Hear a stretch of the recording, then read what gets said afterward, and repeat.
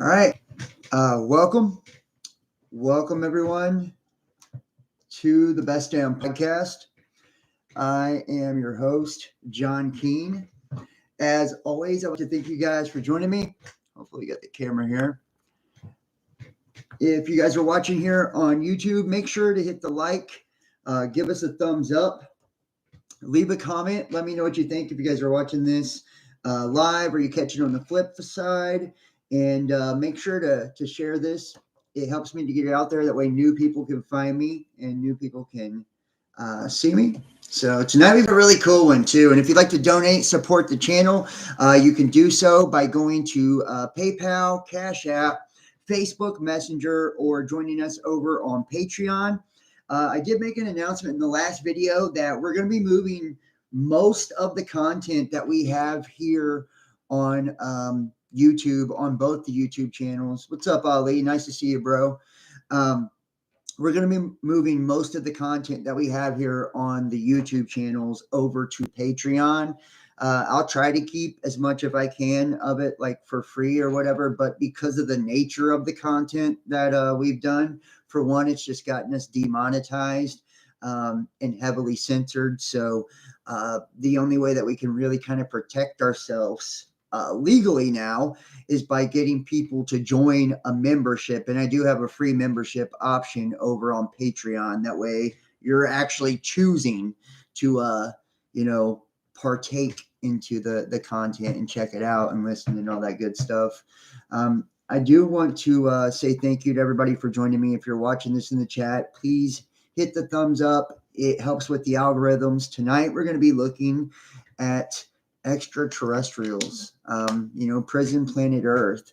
I'm sure you guys are probably familiar with this concept because, there's a few different theories. Matter of fact, I'm going to get ready to share screens here in just a moment.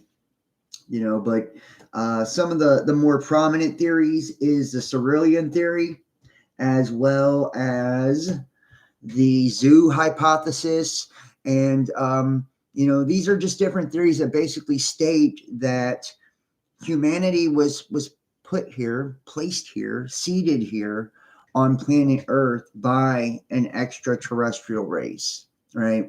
And if any of you guys are familiar with my work at all, any of my content at all, then we've looked at a lot of ancient and sacred texts and different mythologies. And almost all of them, describe ETs, aliens, angels, whatever, right? Heavenly beings, otherworldly beings that either genetically altered humanity, right? So there was some sort of species, some mammalian species that was already here.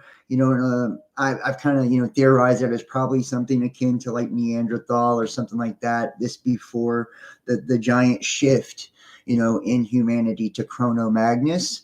Where all of a sudden we're painting on caves, we have language, we're becoming social creatures and all of this, right?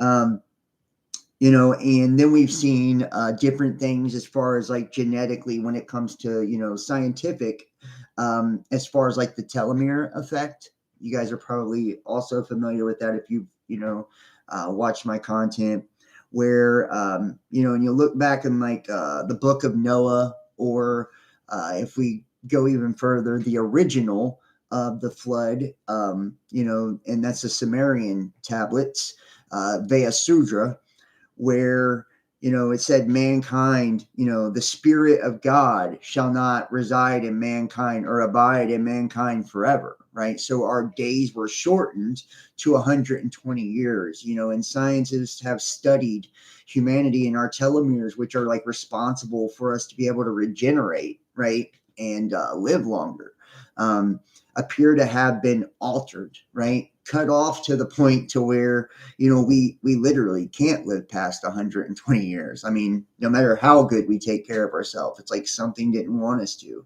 And if you think about, the concept of what it would be like if you oppressed a species, if you oppressed a species and they were a species that had the ability to live fucking 500 or 1,000 years or whatever, right? Incredibly long periods of time.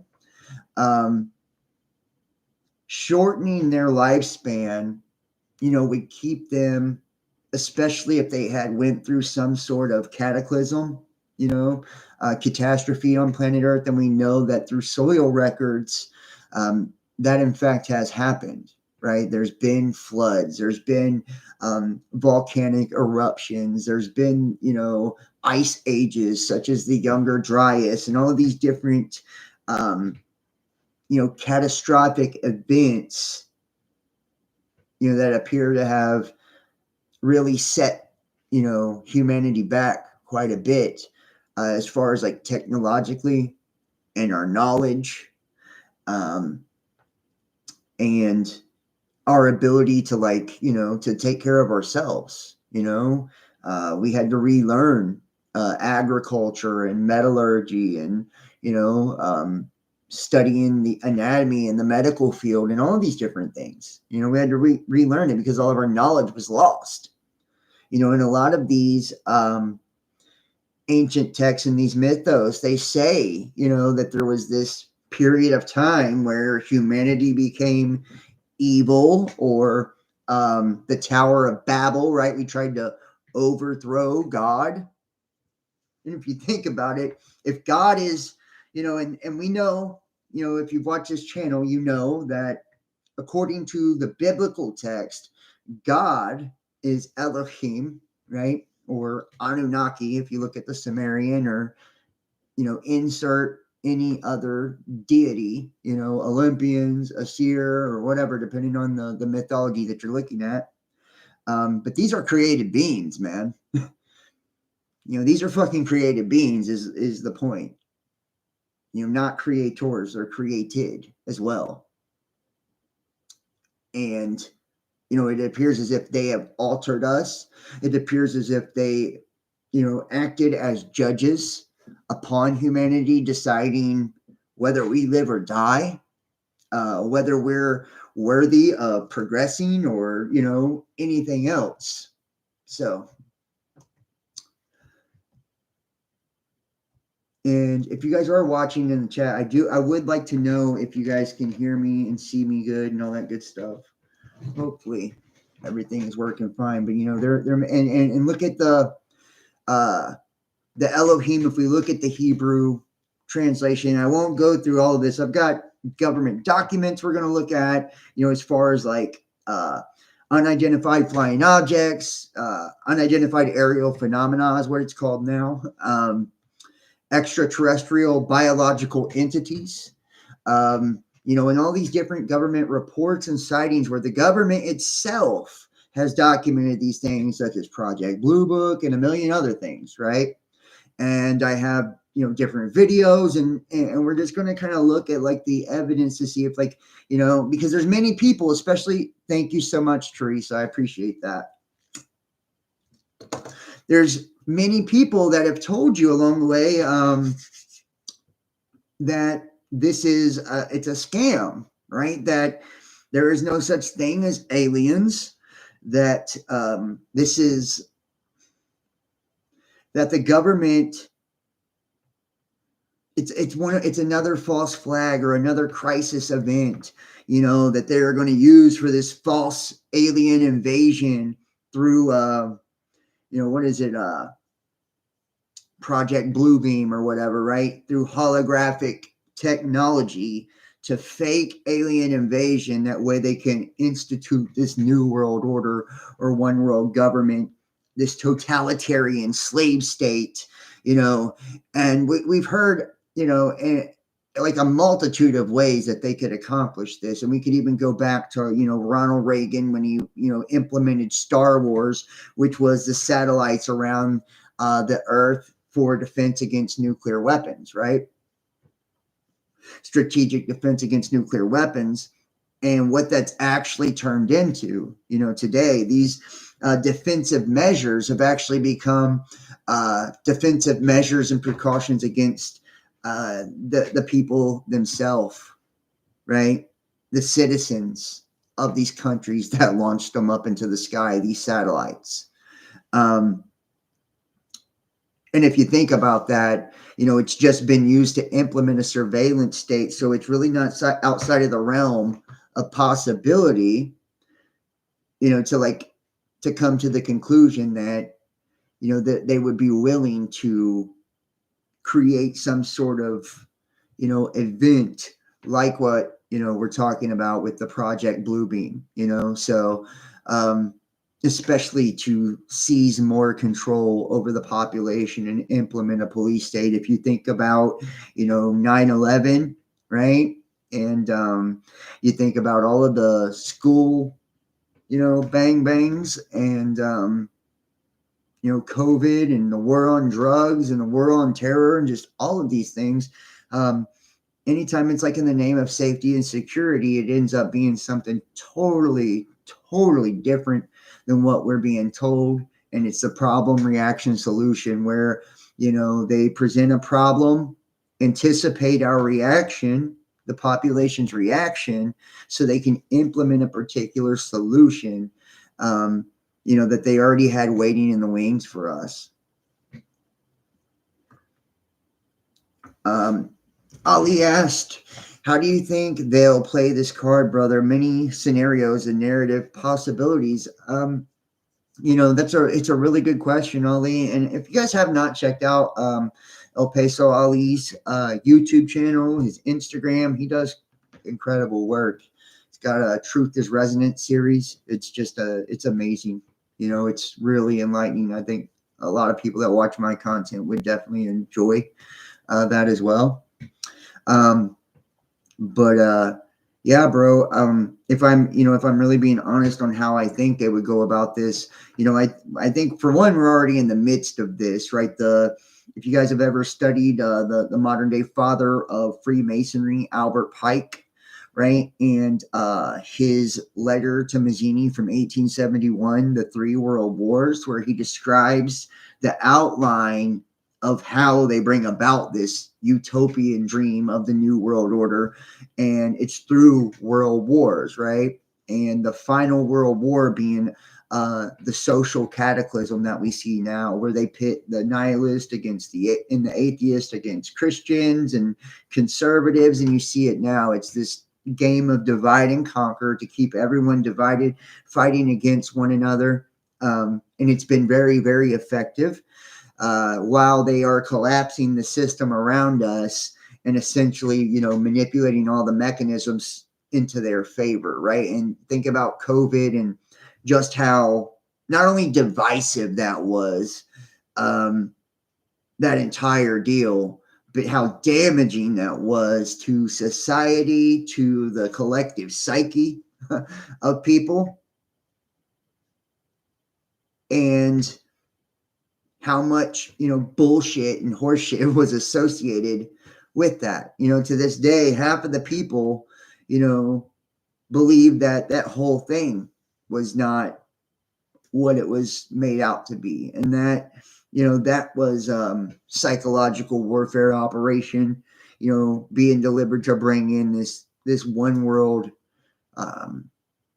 system as well. And think about all the governments of the world operated, in the same exact manner, bringing in the same exact things, unrolling the same exact agenda onto the population. And if I do see, and let's just say, if it's real, if this is real, which we're going to look at in just a moment, we're going to hop in this. If this is real and extraterrestrials are real and these ancient texts are telling the truth, that, it's not just us being in touch with the divine, right? When it says that we walk with the gods, but it's an actual, other species, an intradimensional species of beings that are highly technologically advanced. They travel the stars. They are so advanced that they're able to build a fucking terrarium to keep our ass in. That means Earth is in essence a fish tank, and the whole firmament concept and all of that is true. If that be the case, like we're living in a holographic projection and illusion. They've trapped our essence or energy somewhere, and are using our emotions to psychically, they're psychic vampires. They're feeding off of that essence by us giving our attention and energy to particular things, right? Negativity and all of it, right? Whether we're worshiping a god in a positive way or, we're having fear of something, either emotion, and they would cover both sides of the spectrum, playing good cop, bad cop. And if you think about it, that's a grand possibility. And them, genetically altering us, trapping us in the physical flesh with some primate species that was already here in their little experiment. What do we give our life to? Well, think about it. What do we give our fucking lives to? We give our life force to whatever we put our energy into, And most people, they don't put their energy into things that actually matter. Most people's idea of what truly matters isn't like, family or love or, connection or any of those things. What most people, truly, truly value is the things of the flesh, is instant gratification, things that are incredibly temporary, incredibly temporary.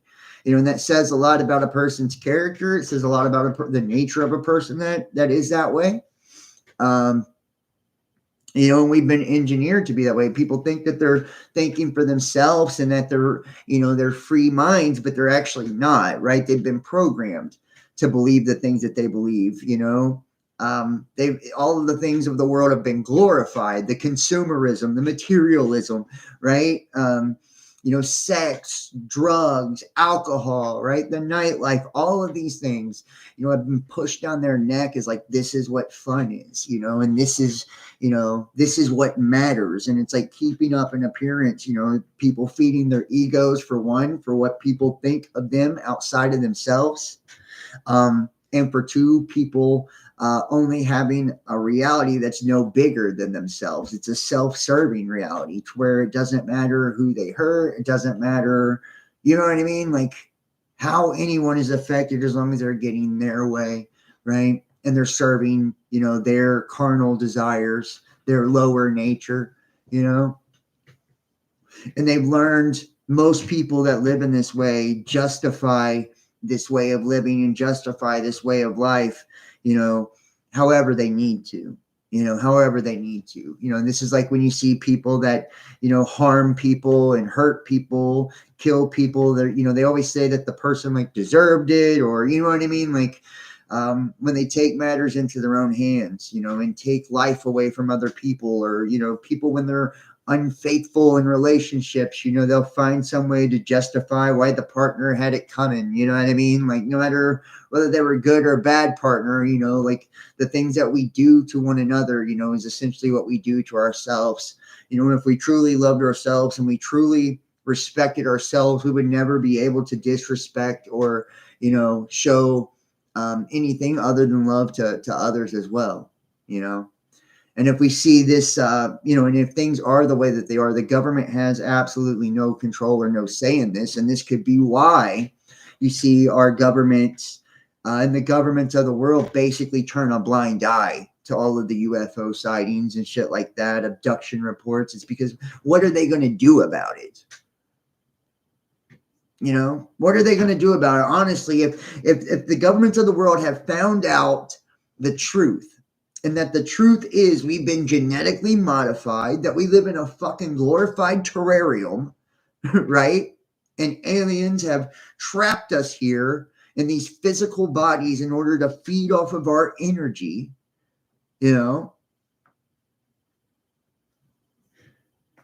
we got deceived by some race or species of creatures, maybe a long time ago, like what we see the Bible say, the fallen angels and being deceived by Satan and all of this, or we're living in some sort of simulation and our essence is trapped in some other place. What would they do? Honestly, what could they do? They couldn't do a fucking thing. They wouldn't report UFO sightings. They wouldn't try to, and if you think about what they've done with like the Manhattan Project and, atomic bombs and things of that nature. They used to try to blow up the fucking firmament, right? They were shooting bombs at the goddamn dome. Why? Why were they trying to escape here? Think about the Tower of Babel. Think about the Tower of Babel. Why were we trying to create this tower or unify ourselves and unify a force against God? Why were we trying to break out of here? And it's like, this is just logic and common sense. And I'm not saying anything is true one way or the other. I'm just simply speculating, theorizing, and giving my opinions. As a matter of fact, we're going to start jumping into some of this here. Hold on. I'll give you guys a screen. But you see what I'm saying, though? And it's like, if this is true, if the way that I'm, saying it could possibly be, then what the fuck would they do? There's nothing they could do. Of course they wouldn't report an alien sighting. Of course they wouldn't report any of these things. Who are they going to report to? What are they going to do about it? These are the entities that were so far advanced, they were able to create them. They were able to genetically modify them, trap them in physical bodies, a physical vessel, and build a damn world around them, and modify them in such a way that we only see 0.00001% of the electromagnetic light spectrum, meaning we don't even see outside of the cage. We can't. We're created to be dumbed down. We're created to be deaf, dumb, and blind. We have these very limited, perceptions through our five senses, and that's fucking it. That's it. And even when we are able to access that Kundalini energy and, find enlightenment through our third eye, our pineal gland, and all of that, it's only temporary. Notice nobody can ever hold that for an infinite period of time. It goes up and down. And why is that? Why is that? You got to ask yourself that. Why can't we hold that state and ascend right out of this place? Go through the roof, if you will. Ascend right out of the roof consciously. Because I think, in my opinion, they just want us to, to be able to reach different frequencies or levels of energy to be able to harness those particular energies, to be able to feed off those particular energies. God and the devil are the same damn person. They're on the same damn team. Because if not, think about it. Why wouldn't the angels destroy the fallen angels? Why would they just trap them down here with us to feed on our asses? And if we got deceived by them and misled by them, why would we get punished by being destroyed by a flood? Why would we be punished, for reaching the, and have giants placed down here with us that were devouring our ass? It's like, think about the logical, explanation for these things. It's like, it was intentional. It was intentional. They put those giants down here to feed off of us. Those were, the offspring of the gods and man. So they were mating with us to create a middleman. And they acted, and think about the Sumerian kings list. Think about the heroes of old, the men of renown, right? These Nephilim. They were the kings, right, of the world. They were the pharaohs. They were the ones who ruled over all of us. That's where kingship and the monarchs and all of this had divine right, because they were the descendants of the gods. They had the bloodline of the gods. That's where still today we get these 13 families, these 13 bloodlines. That's where that comes from,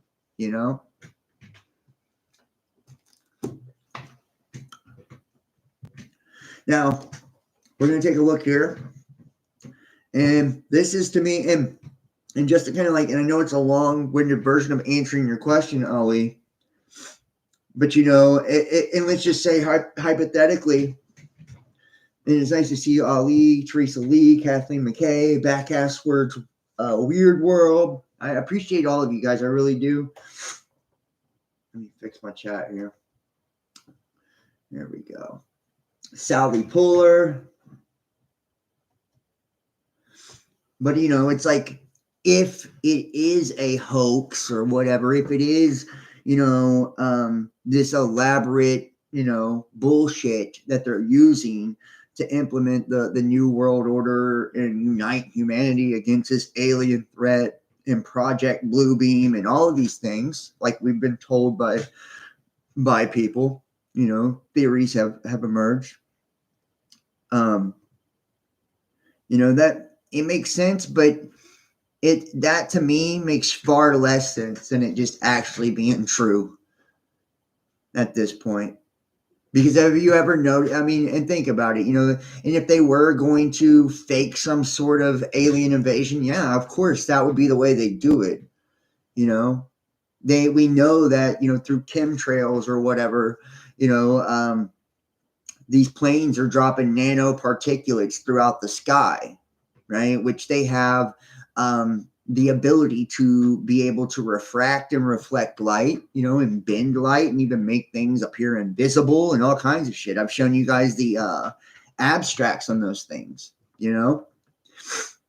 and if you're using holographic technology, which we know is also a thing, and you have Starlink and the entire globe covered by satellites, and DARPA launching 20,000 fucking satellites a month, and everything being connected to 5th generation technology, which has the ability to wage silent warfare on humanity, millimeter wave and its ability to make the water molecules rotate in your body, making you feel like you're on fire, these pain rays, death rays, all these different things to control, active denial systems.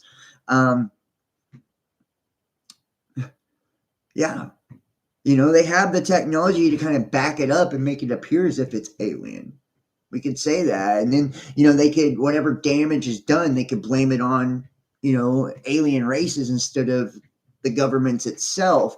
But then it just kind of, it goes to show it's like, well, we made this giant technological advance over the last 100 years, during the Industrial Revolution.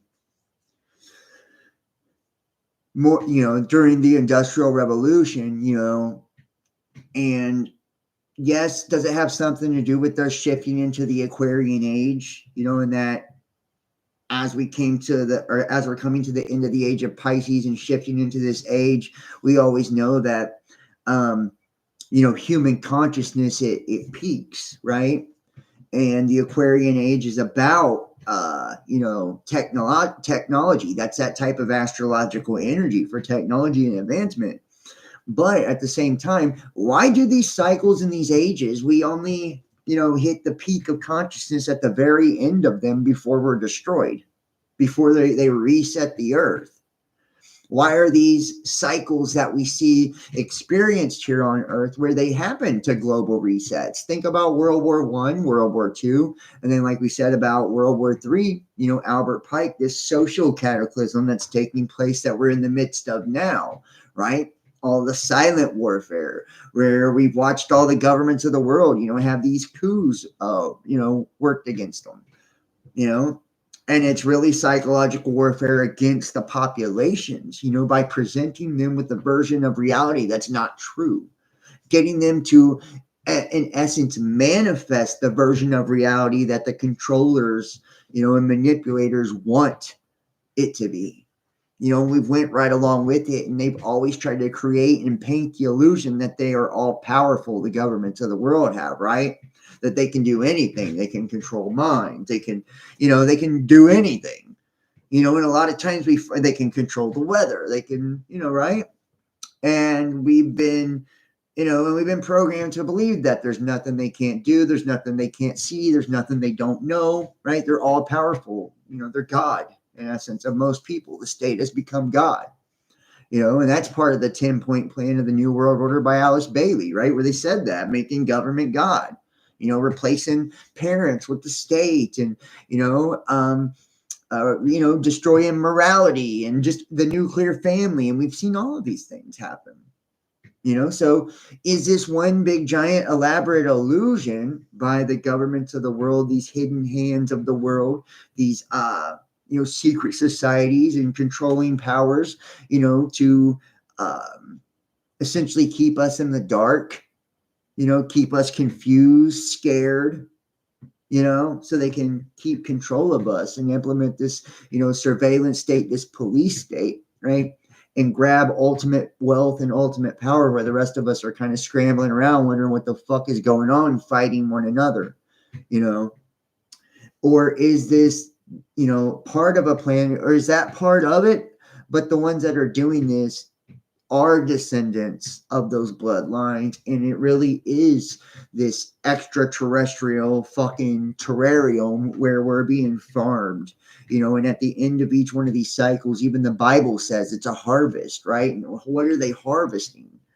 It's us. We're what's being harvested. I want you to think about, cattle and shit like that. They live out in a giant fields, and they never know sometimes where the field even ends. It can be that big, right? And they're fed and they're taken care of, and and out there in the field, you have a hierarchy and everything, just like here. It's like the farmer basically leaves them alone.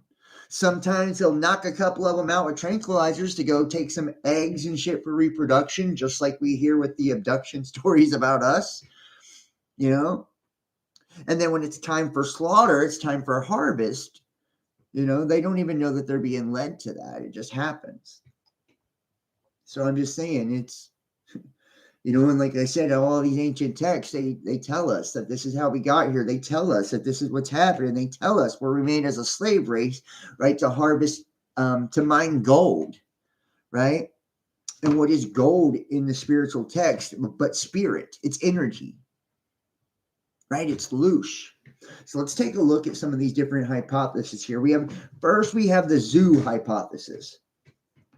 Now, the zoo hypothesis speculates on the assumed behavior and existence of technologically advanced extraterrestrial life and the reasons they refrain from contacting Earth. It is one of many theoretical explanations for the Fermi paradox.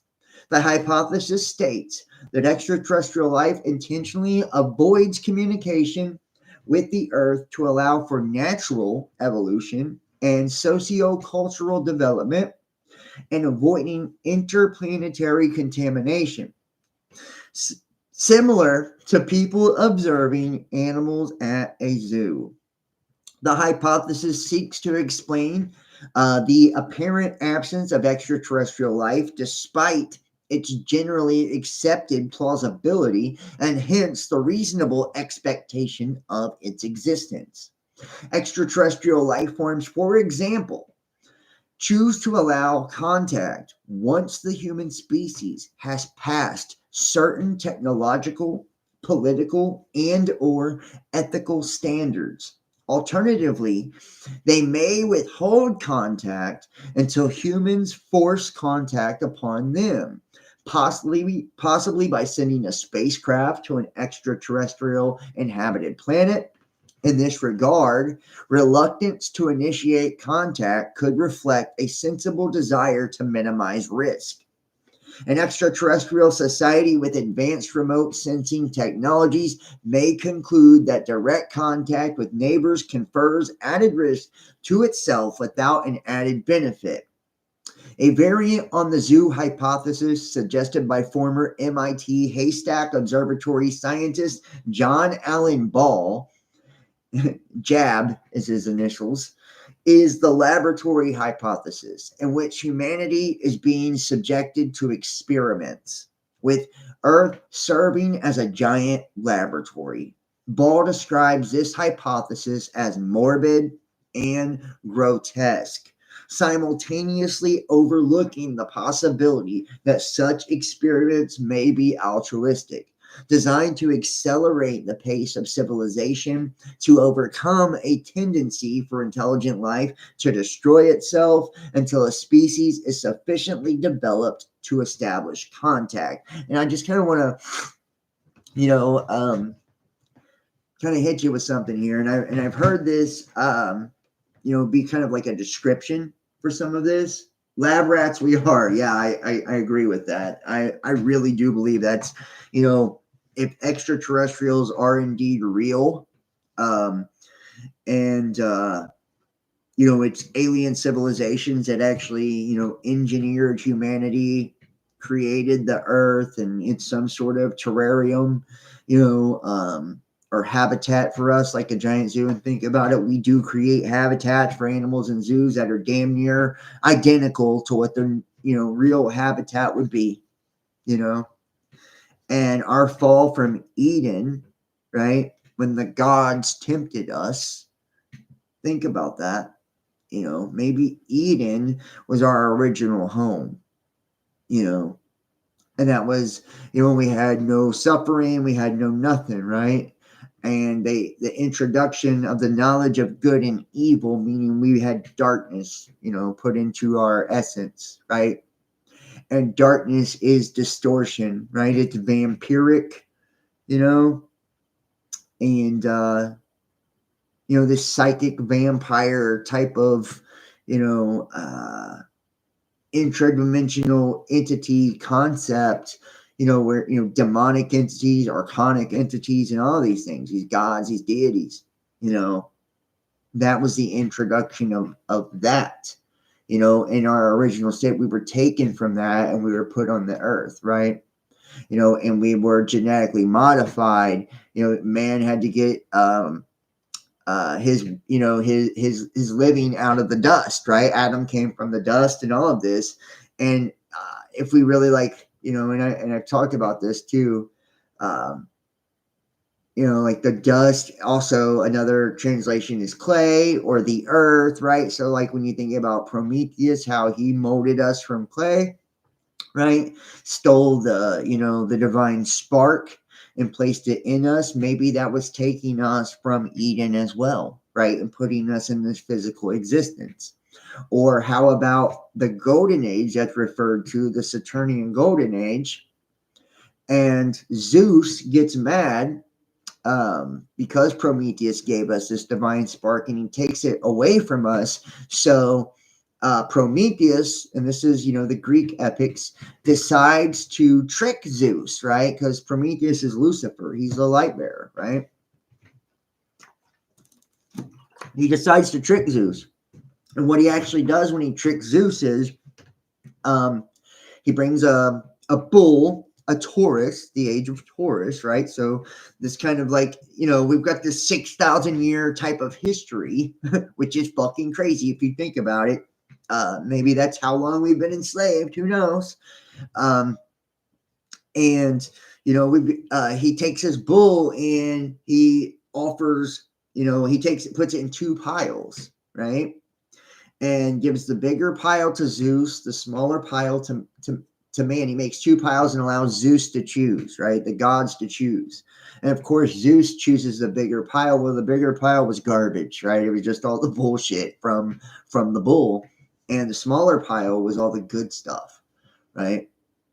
And because of that, that's what got Prometheus, tortured, basically. They put him on a cross, right? Like Christ. And I think it's some type of bird. It could have been an eagle or a vulture or something like that.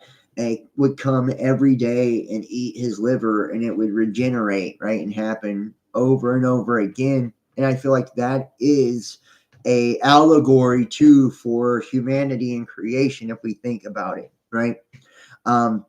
Liver is part of like the life force of it's very sacred, right? By hunters and Native Americans, and and it has the ability to regenerate, right? And think about the telomeres and how they regenerate life and all this as well, right?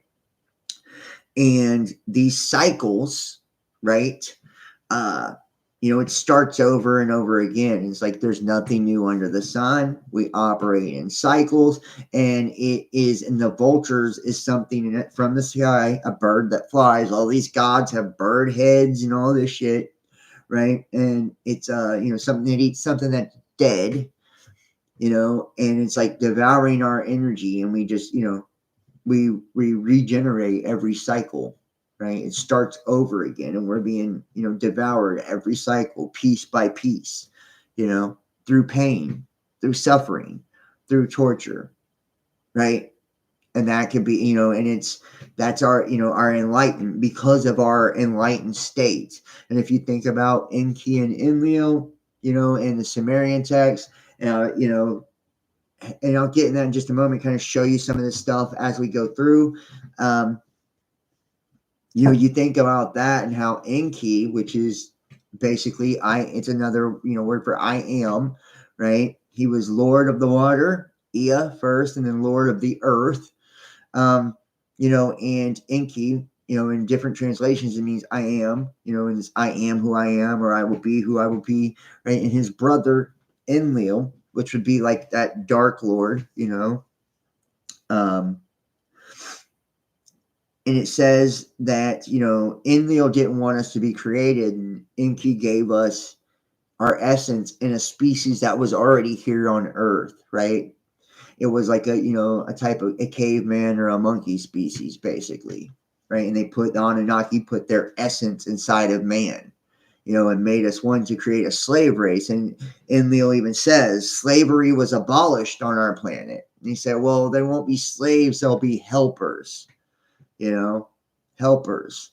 And you can think about the story of Adam and Eve, right? And from rib, woman was created, right? Woman means man with the womb, or of man, right? And rib is actually something from DNA, so I mean, like, there's all of these different ways that we hear these, these epics and these mythologies and these texts that tell us the story, and it's kind of giving it to us in a way where one could kind of surmise that, we were taken from some other place. And even Genesis, when it talks about, and I've showed this the other day, let me see if I can pull this up. I'm not going to go through the stuff you normally see with Genesis.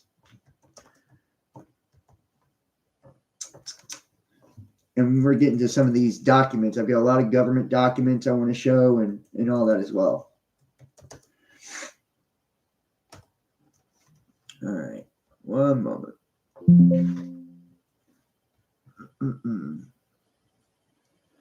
So, right here, it's already highlighted.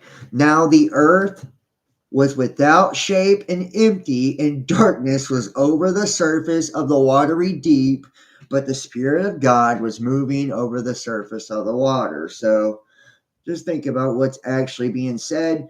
Most people, won't even catch this, but the earth was without shape, meaning it was desolate, right? It was desolated. It was already fucking destroyed.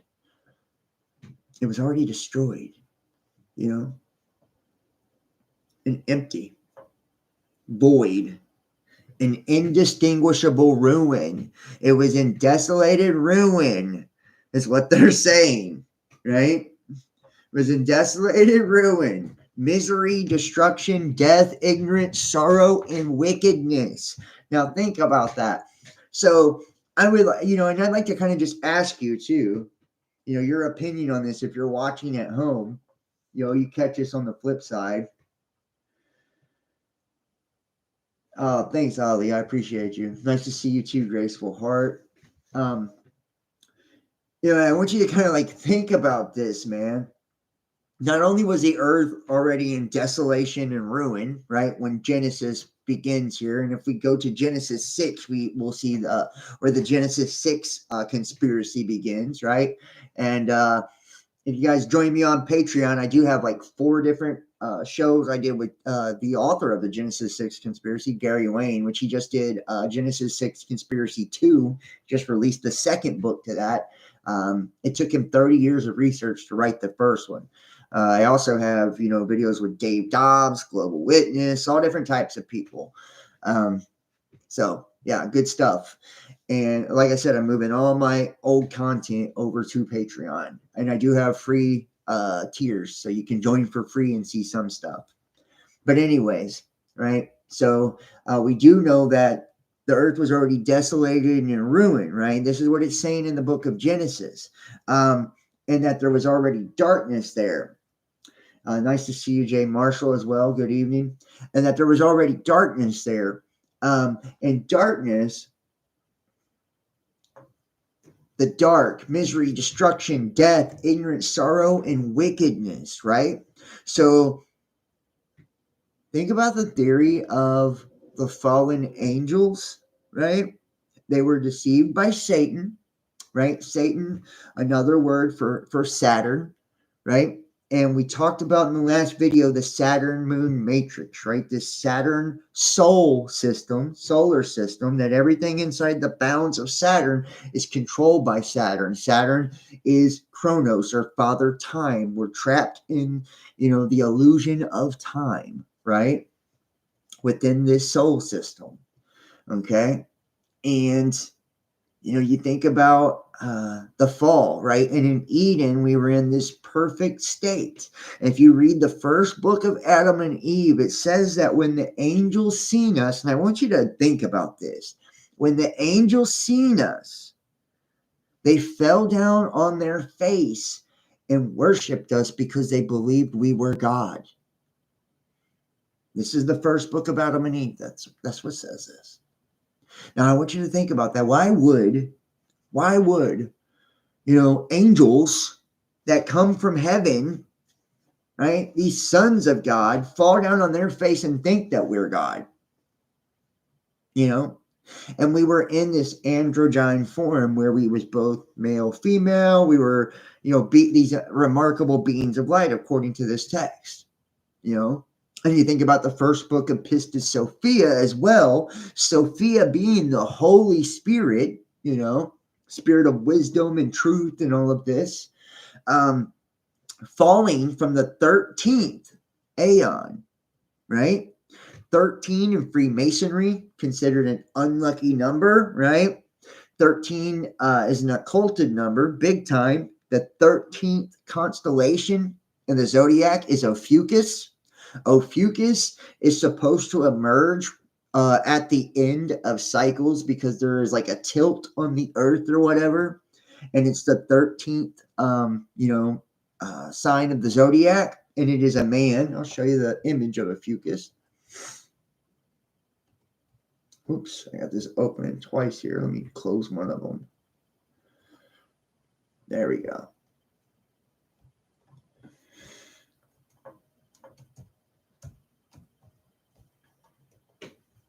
Right, now look at it. Here's the image of Ophiuchus. Right?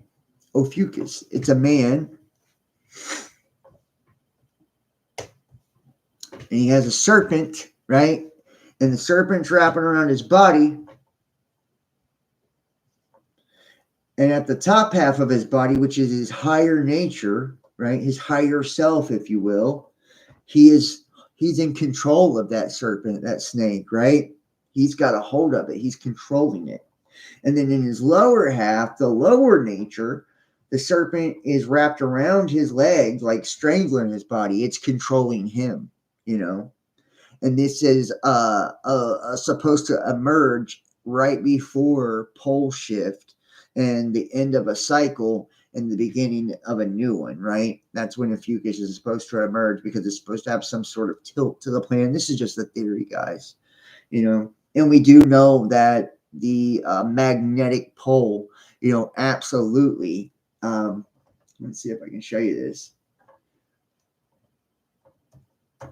Oops.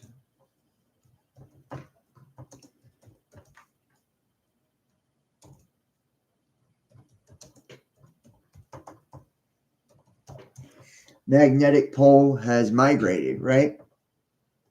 It's moved. See? 10 years of acceleration. Look, and it's moved, and its final point is Siberia, right? That's where it's ending up at. And we're less than 40 miles away from that point now. So the magnetic north of the Earth, and you can see from 1850 to 2020 where the fucking thing has moved. That's incredible. That's incredible, right? The movement of that, the magnetic motion is just insane. Insane. Right? And this is magnetism, is it's polarity. We live in an electromagnetic, creation. We're electromagnetic beings. Electric being the positive, force, the arcing force of energy, and magnetism being that, that pulling force, right, of negativity. So these pole shifts were shifting one way or the other. And you think about the Emerald Tablets of Thoth, and what does he talk about? The great flower, turning its direction. That's when he went away for a while, right? Thoth did. He's the god of wisdom, the god of truth. Hermes as well.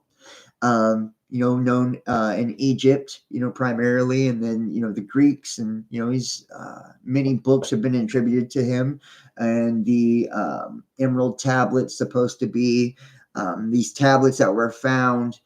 I believe they were moved from the Mayan temples to the Great Pyramids and found under the Great Pyramid. That was attributed to Cheops, but it was actually Thoth that built these Great Pyramids in Egypt. And they were, these, and I've talked about this, these ancient structures were actually, structures to harness the energy of the earth, right? So we know that pyramidal structure or shape is ideal to harness ferrofluid, right? Magnetism, if you will, as well as these Vimanas and all of this are the same exact shapes that are used in the tips of stealth bombers and shit for radar. So they're for frequency, right? Colosseum's the same thing. It's the amplification of energy, So these technologically advanced creations that were made, fucking at least 6,000 to 10,000 years ago, probably far, far longer than that, that were attributed to the gods, right? These would have been the alien beings, and we even know that in the Anunnaki tales, they talk about, Mars being a way station, right? And there has been what, many images come back from Mars.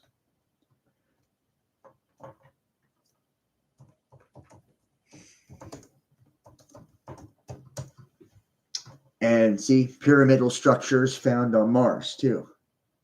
Isn't that interesting, right? Isn't that interesting? And this is allegedly where the Anunnaki, had a way station on their way from, Nibiru to the Earth, and they lived there as well, So, and we know that science says that Mars was once like Earth, still has frozen water and it lost its atmosphere.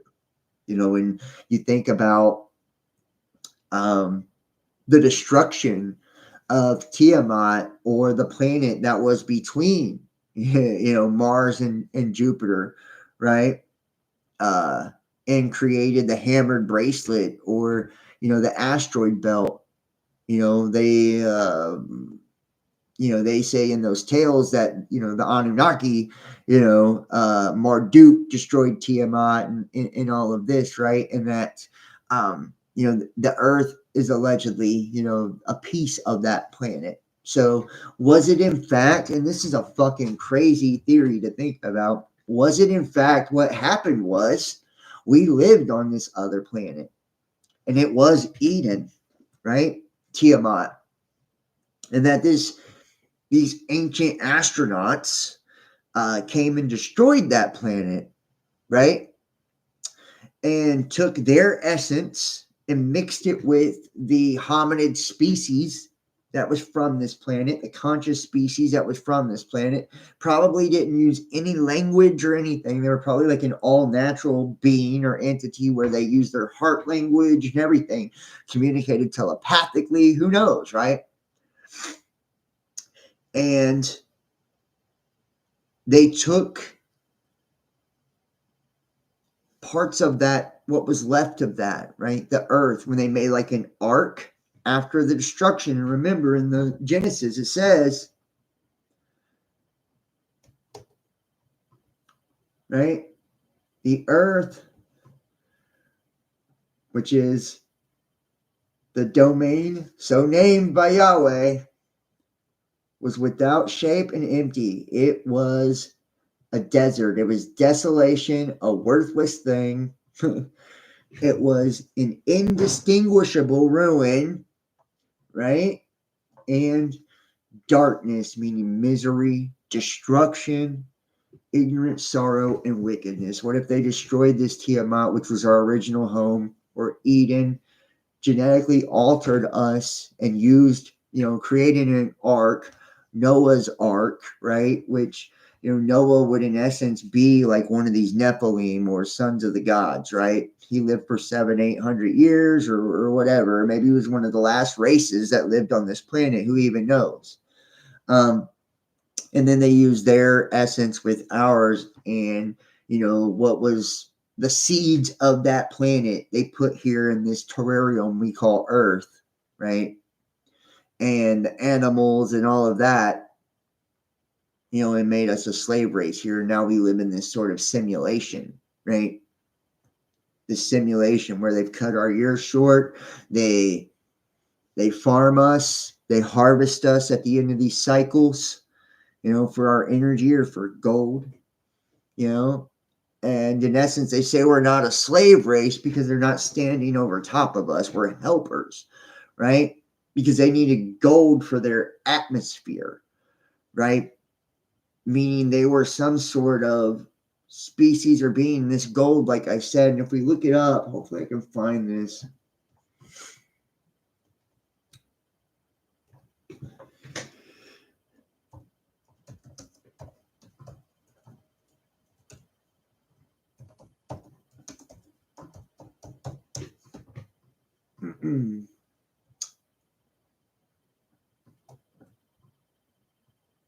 Yeah, see, gold, symbol of earthly riches, da da da. It's non-perishable. It symbolizes immortality or incorruptibility, and it represents holiness or wholeness, right?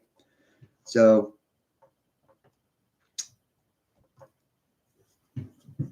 it's royalty and everything, right? Gold is, it's his spirit or the heavens, and they have us harvesting or mining this gold through our lives, right? Through this illusion, this simulation that they've created, this holographic reality. And that's why it says in Genesis, we were made in the image of the Elohim, which were supreme magistrates. And remember, magistrates are judges, right? That's why, as judges, they're judging humanity, right? Deciding who, when we live, when we die. They're shortening our lifespans by, altering our telomeres. They have created, and even in Enoch talks about these different gates that the sun and the moon operate through, and where the winds and the waters come from here on earth. I mean, it's just, literally everything being controlled, right? And they decide at the end of these cycles, when they're over, and, in everything. So, if you really look at it, and we're going to look into some of the government documents now too, and some of eyewitness testimony and all these different things kind of show you who these gods truly are. Because I feel like, this is my opinion. This is my opinion, honestly. If you think of like, nice to see you, Eric Elliott, as well. Space ark when waters are poured. Yeah, the above waters poured in. Yeah, the great flood. Right. Think about that too. That's what I'm saying. It's fucking nuts when you think about it. These waters poured in during the great flood. Right. Where did they come from? Space, but where did they come to? Earth. Right. There's like the transference of us from, where we were to there. And it talks about in the Emerald Tablets of Thoth how the Temple of Light, right, was submerged underwater, right? Yeah.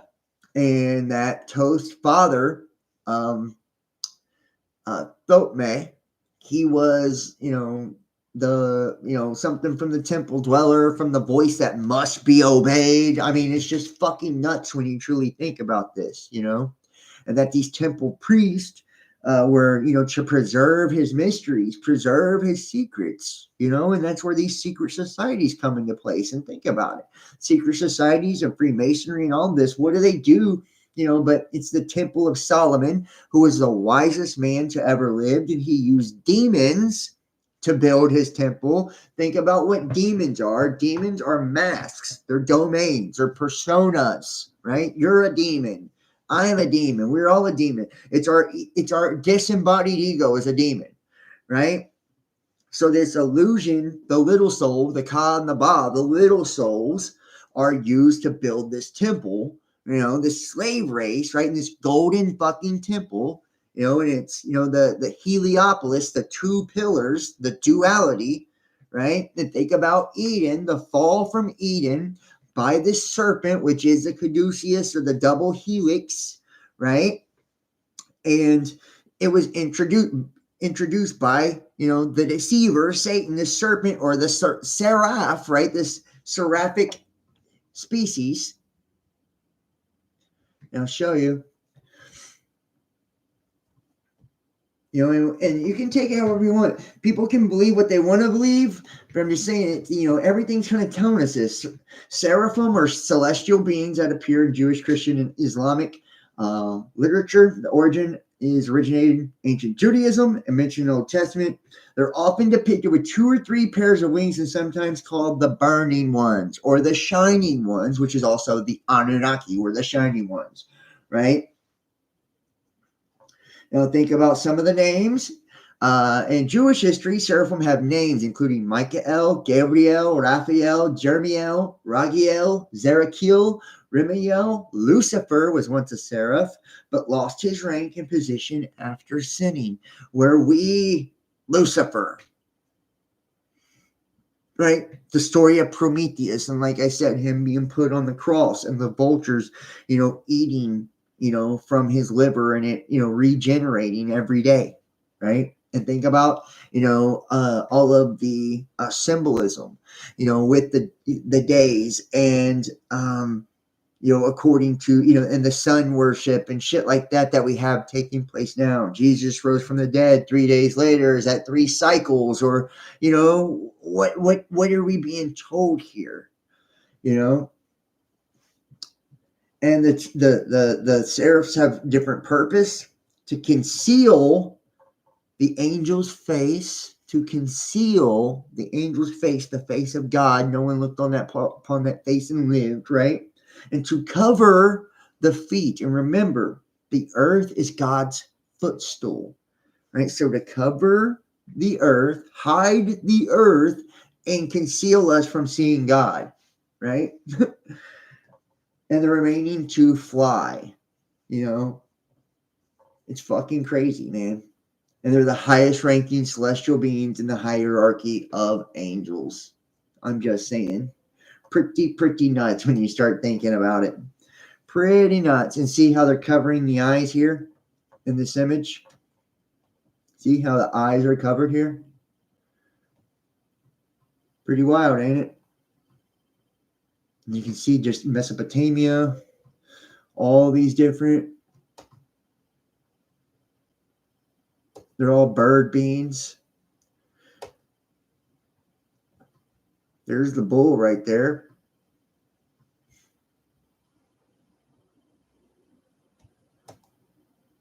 And think about, the bull, the age of Taurus, right? Mount Sinai, Moses in the burning bush. I'm just trying to tell you, man, this shit is far more legit than people think it is. That's for real. Far more legit than people think it is. Now, let's kind of move it forward here.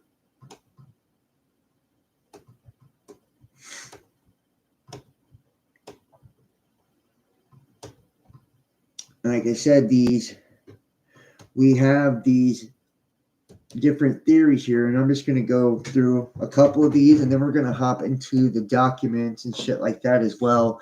I am paying attention to the chat. Dave the Patriot says, John, do you think the occult is a front or a smokescreen for aliens? Do you think the aliens is a front or a smokescreen for demons? Hello again, by the way. That is a really good question, Dave. And if I honestly, to answer that honestly, the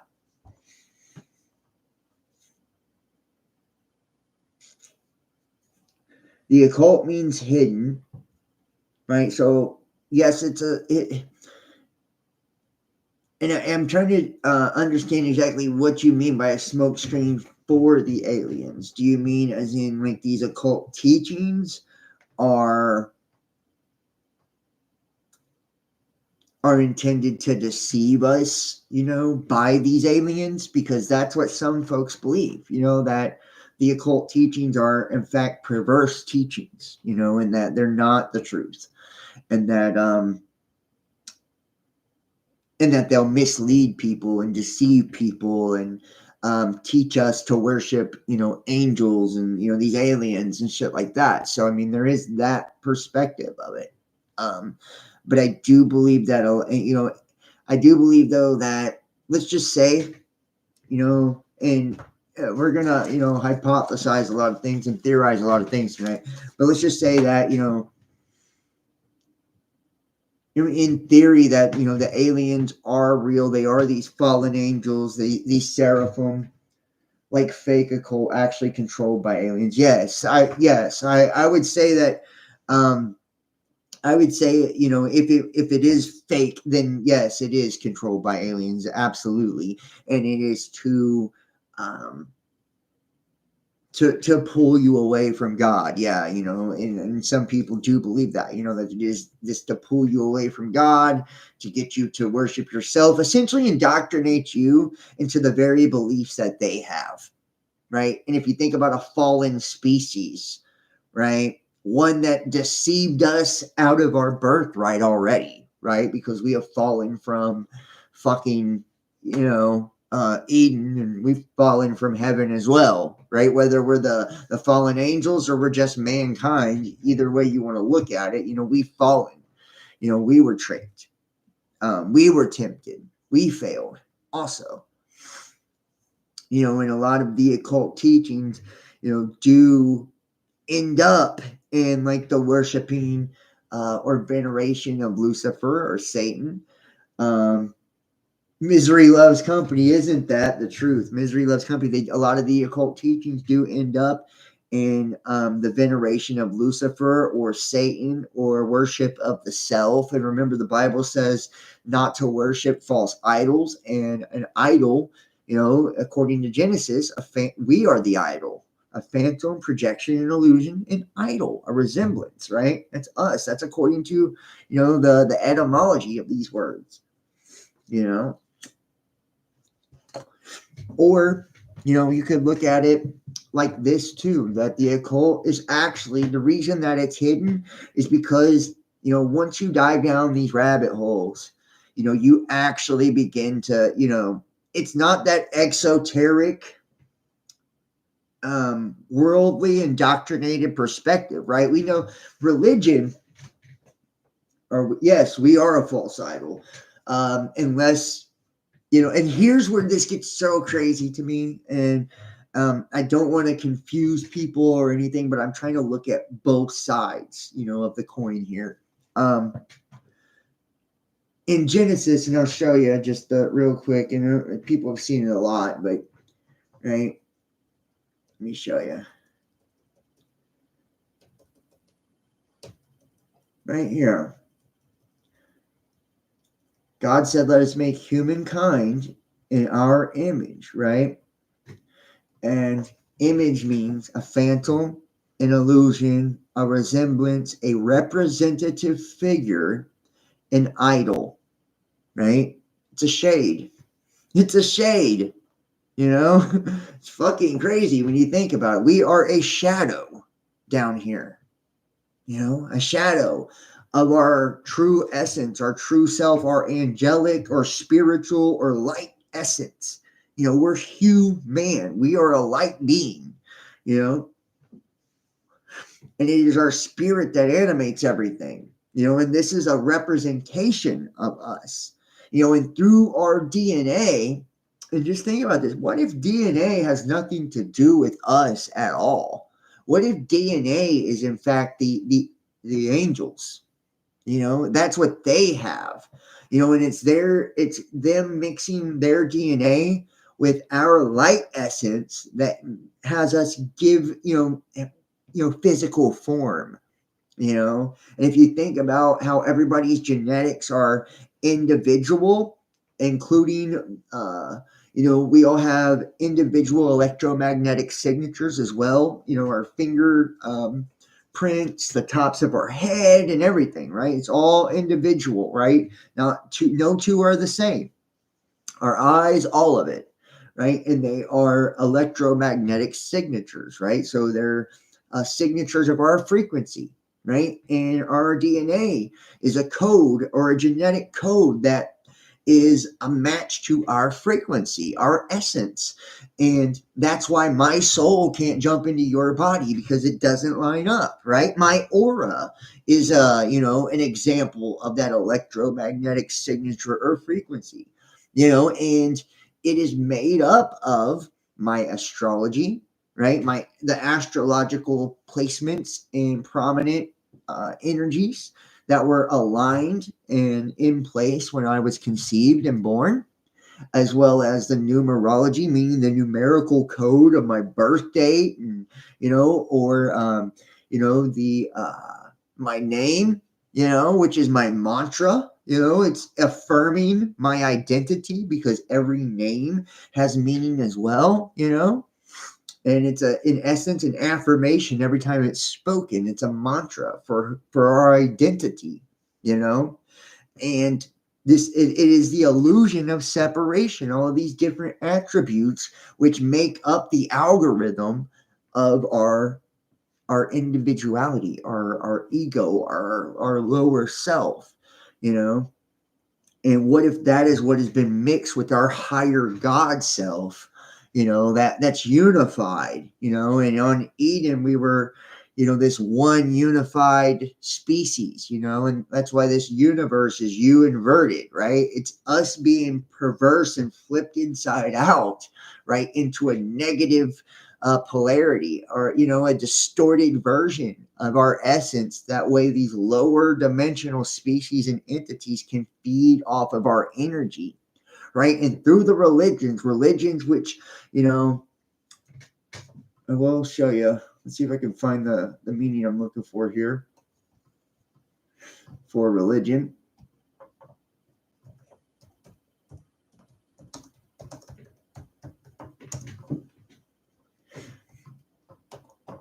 This isn't what I want here.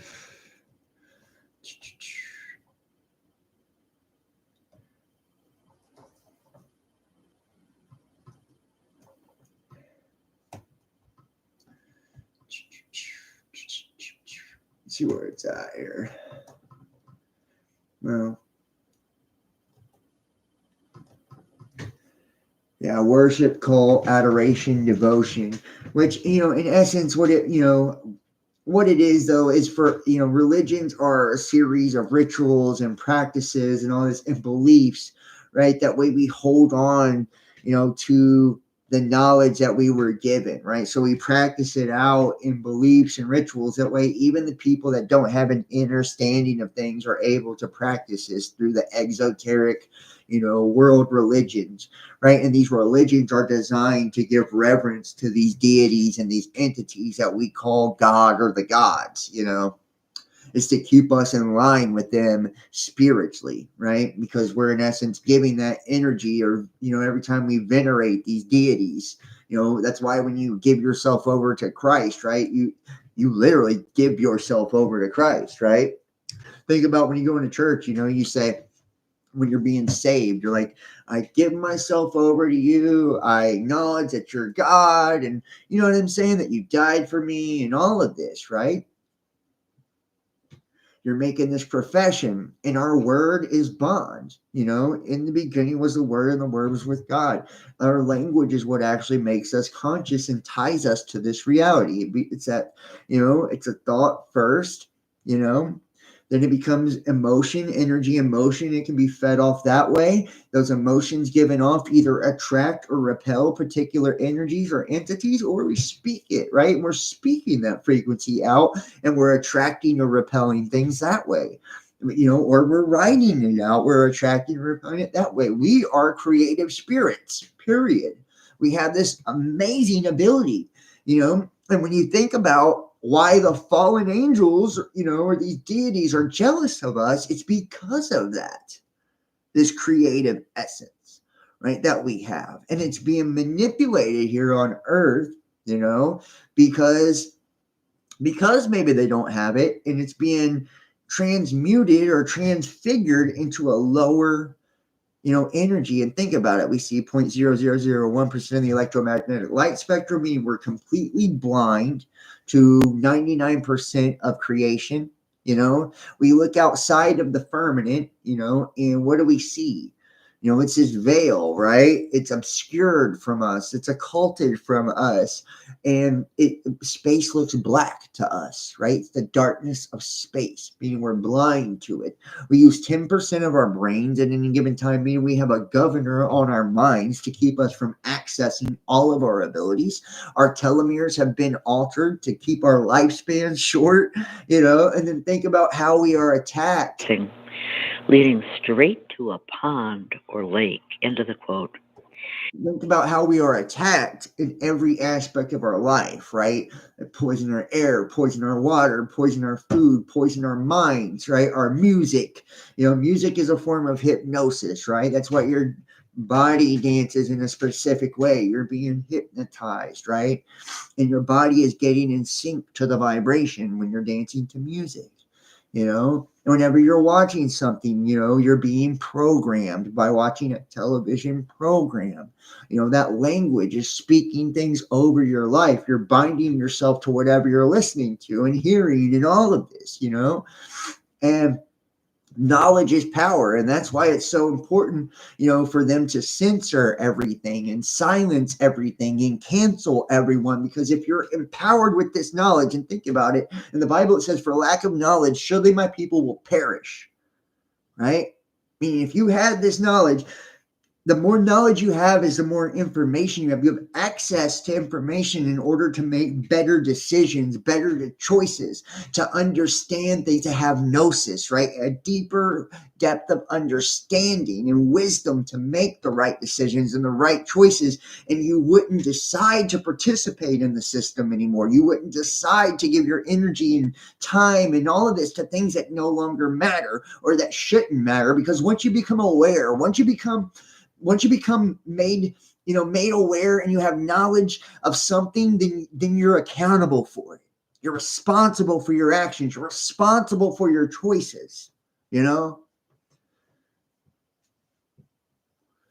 I was talking to somebody about this the other day. It's like, once someone has made you aware of something, you know, let's say something that offends you or hurts you or, you know, bothers you, then you become, you know, if you're doing something out of ignorance, you know, that's why Christ on the cross, what did he say? Father, forgive them, for they know not what they do.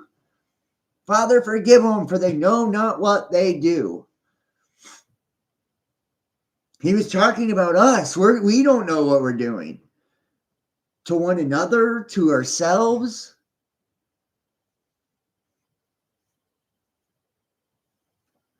That's why he said, you know, the 2 commandments that fulfill the entirety of the law. Love the Lord thy God with all your heart and soul, right? And he was talking about Adonai, right? The highest God, right? The supreme living life force, right?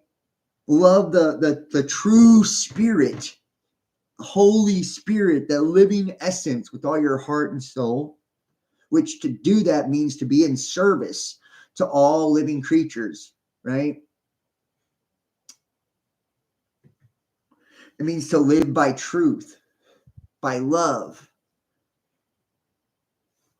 you know, and to love one another as I have loved you. And his love was that, according to, this story was that he loved us so much, he died for the truth, right? He spoke the truth even at his own detriment and was willing to die for it in order to help enlighten others and save others from this trap. And he told them, all of the religious people, your father is the father of lies. The God that they're worshiping, these gods that they're worshiping. That's why the Bible talks about not to worship the stars, because these are these luminaries, these heavenly hosts, these watchers, these messengers, that are spoken about in all of these texts. The Anunnaki, those from the heaven came, the Elohim, supreme magistrates, right? The archons, the governors.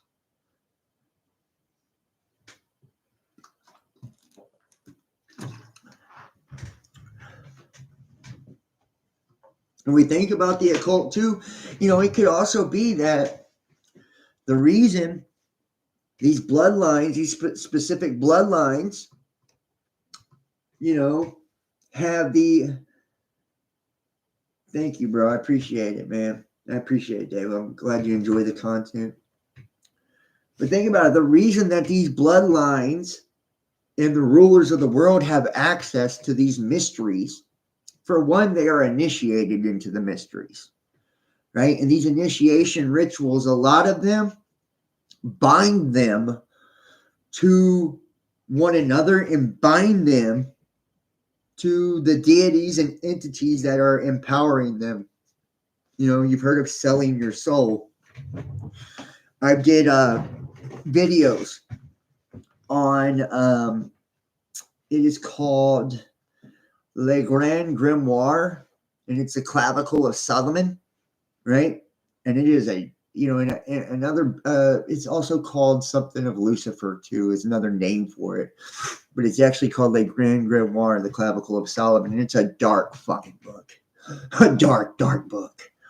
And it talks about how to sell your soul, and and it's the sacrifice of a child, is one of the ways that they do it in that book, that text. I've done videos on this stuff, guys. And you see now, organ harvesting, human trafficking, on my Patreon, I have videos on that stuff too. And it's governments that are behind it, like the Chinese government and, the different children's services in Pennsylvania and all over the world, like, that are behind the abductions of a lot of, kids. And in that book, the rituals in order to do that involve these things.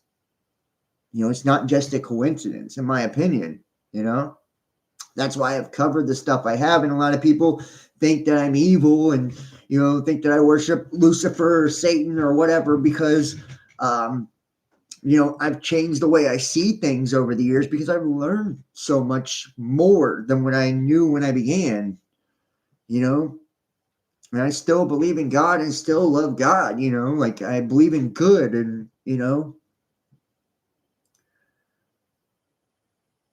but it will change the way you look at religion. You can't unsee it once you've seen. And that's why Solomon said that true knowledge, true wisdom is sorrow.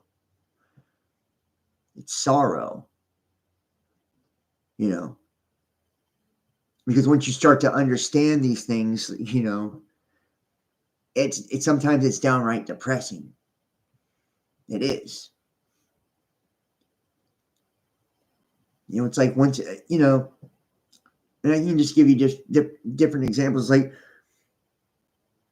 when you lost your faith in the government and shit, it sucked. It sucked to like see that, the government wasn't really for us, like they weren't really trying to protect us from anything. They're the very ones that were committing the crimes and atrocities they were trying to protect us from. And if you spoke out about certain things, they would attack you and target you to silence your ass.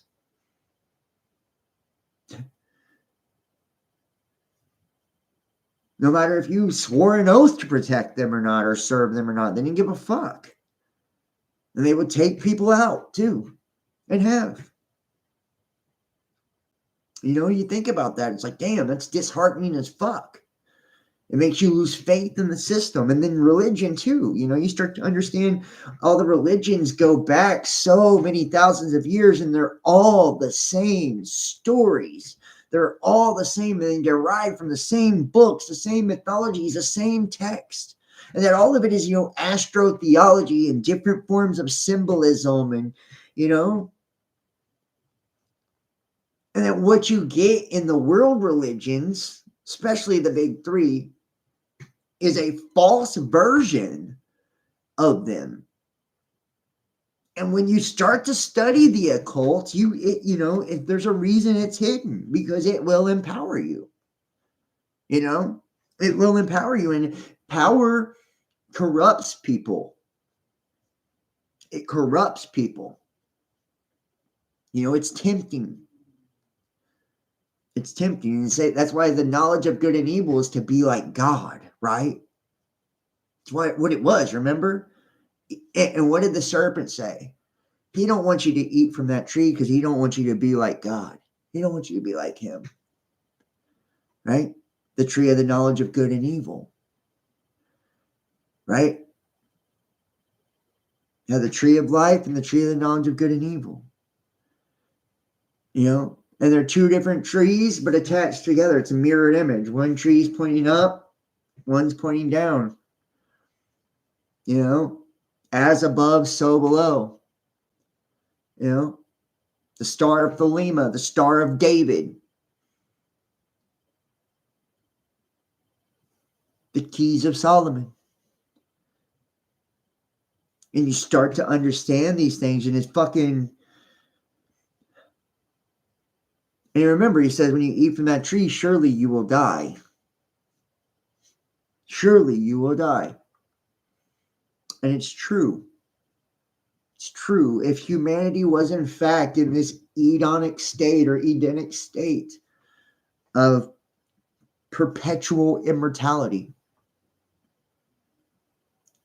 no pain, no misery, no nothing.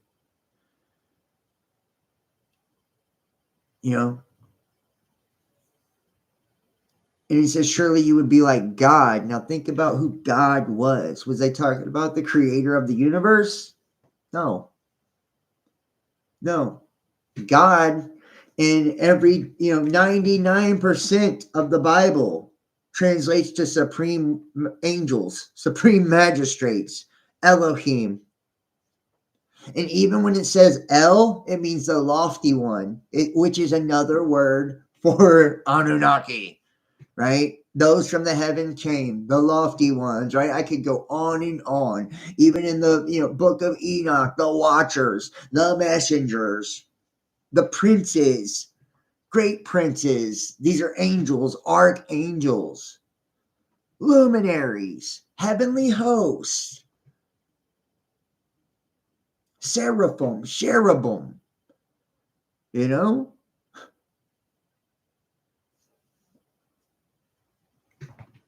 all about control. That's right, Dave. All about control.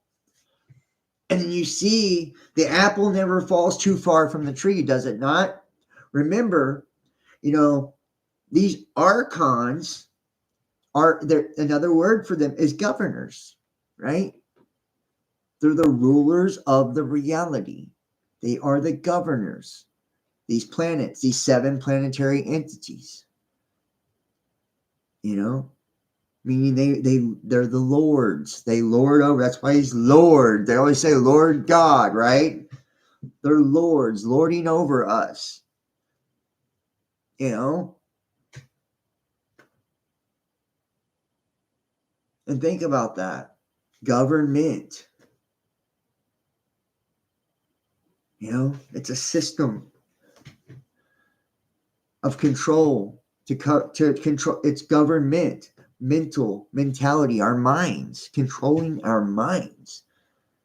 Because our minds is the masculine aspect of us, right? It's the masculine aspect of us, which gives place to the physical world. The feminine is a spiritual, creative, intuitive aspect of us. We put those two together, right? And we get us. We get us. We get that physical version. The mind partakes in both the spiritual and the physical world. It has the ability to receive the thoughts, which are transmissions from the spirit, right? And then take those thoughts and turn them into energy and motion and emotions, and turn them into words, right? And turn them into symbols.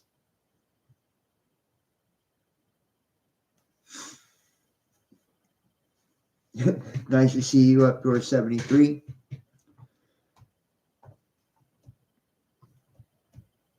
We'll take a look at some of this other stuff here.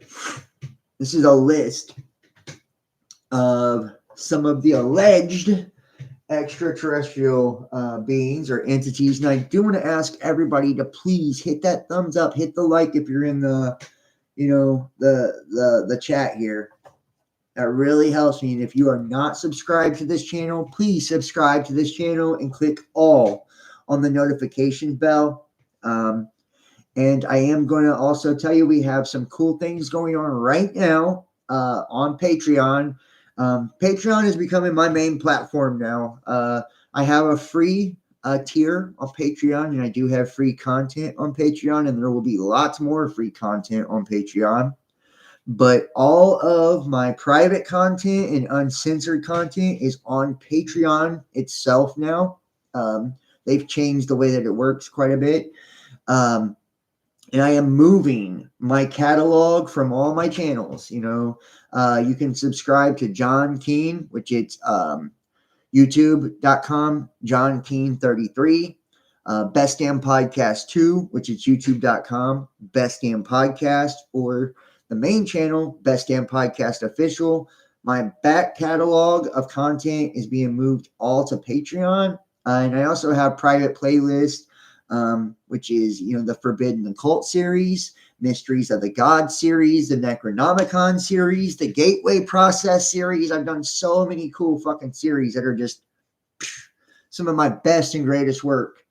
And those are all on Patreon as well. For you guys, and you can watch it directly there. You don't have to. Used to, I had to, put it in external shit. It's no longer now. As well as, I'm adding, and I already have some different, text and books and stuff available there. That way you can read a lot of the stuff that we check out on here. And like I said, the back catalog is going there, And the cheapest tier is $5, and it goes up from there. I am doing a giveaway, so it's now till the 1st of the year, and it is called the BDP Ultimate Fan, and this is $100 a month fan package for free, and you will get it for free for 3 months. It's a gift that I'm doing on Patreon. For the holiday season, we are now able to gift things, which is cool. You can buy gifts, memberships, and give them to others if you choose. You can buy gift tarot readings and give them to others if you choose. But I'm asking that everybody who donates at least $25 or more from now till the 1st will be entered. And if you did $100, I'll give you 5 entries. But say, every $25 counts as an entry, or if you purchase a $25 membership on Patreon, same thing, right? And right now I have 10% off of my tarot readings, and it's the code HOOKUP10 on Patreon, HOOKUP10, and then 25% off the first 6 months of all memberships, $25 and up, and it's called BDP Xmas 25. BDP Xmas 25. You're not going to get a discount on the $5 and $10 ones, but $25 and up, and everybody who does donates or buys one of those is entered to win.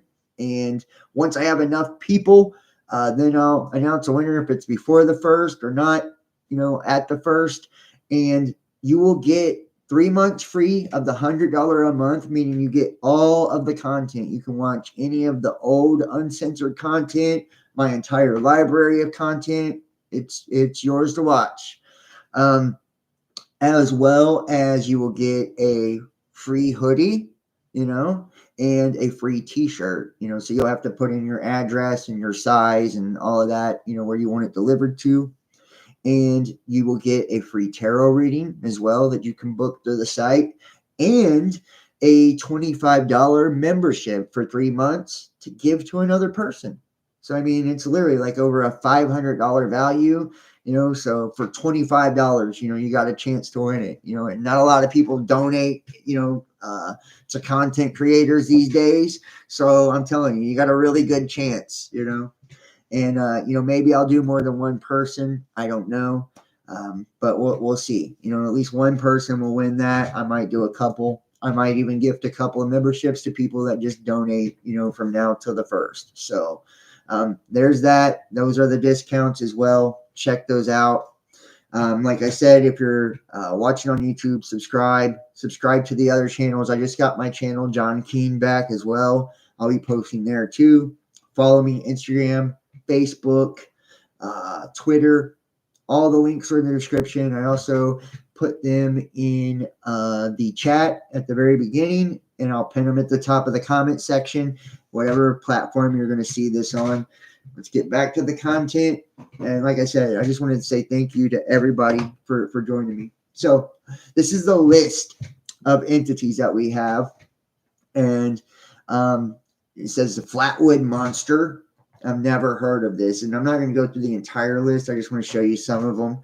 And this is West Virginia folklore. Creature reported to have been sighted in the town of Flatwoods in Braxton County, West Virginia. And this is in 1952 after a bright light crossed the night sky. And it's a tall humanoid with a spade-shaped head. Looks pretty weird. The Hopkinsville Goblin.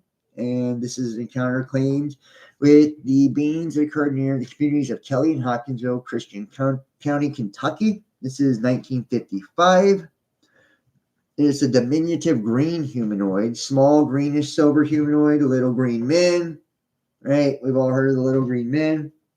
The Nordic aliens, or tall whites, is a name given to the alleged humanoid extraterrestrials purported to come from the Pleiades, who resemble Nordic Scandinavians. And, you've also heard probably about these in different ways too. If you look at like the Mayans,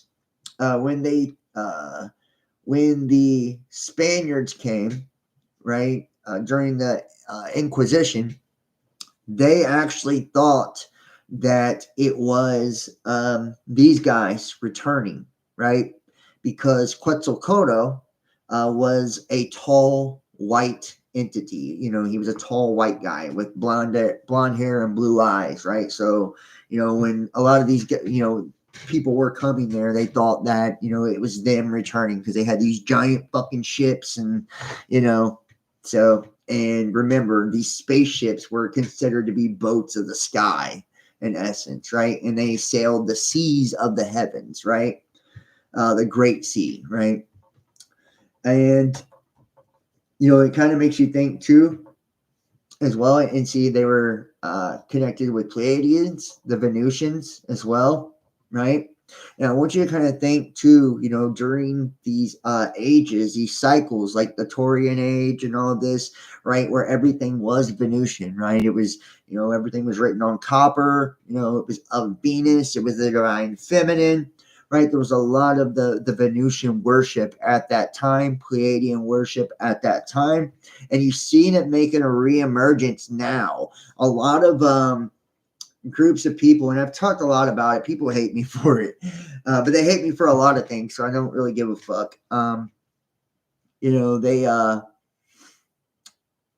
They believe that they are in contact, with Pleiadians, and they channel messages and all of this, and believe they're talking to entities from the Pleiades, and a lot of channels have been created off of this.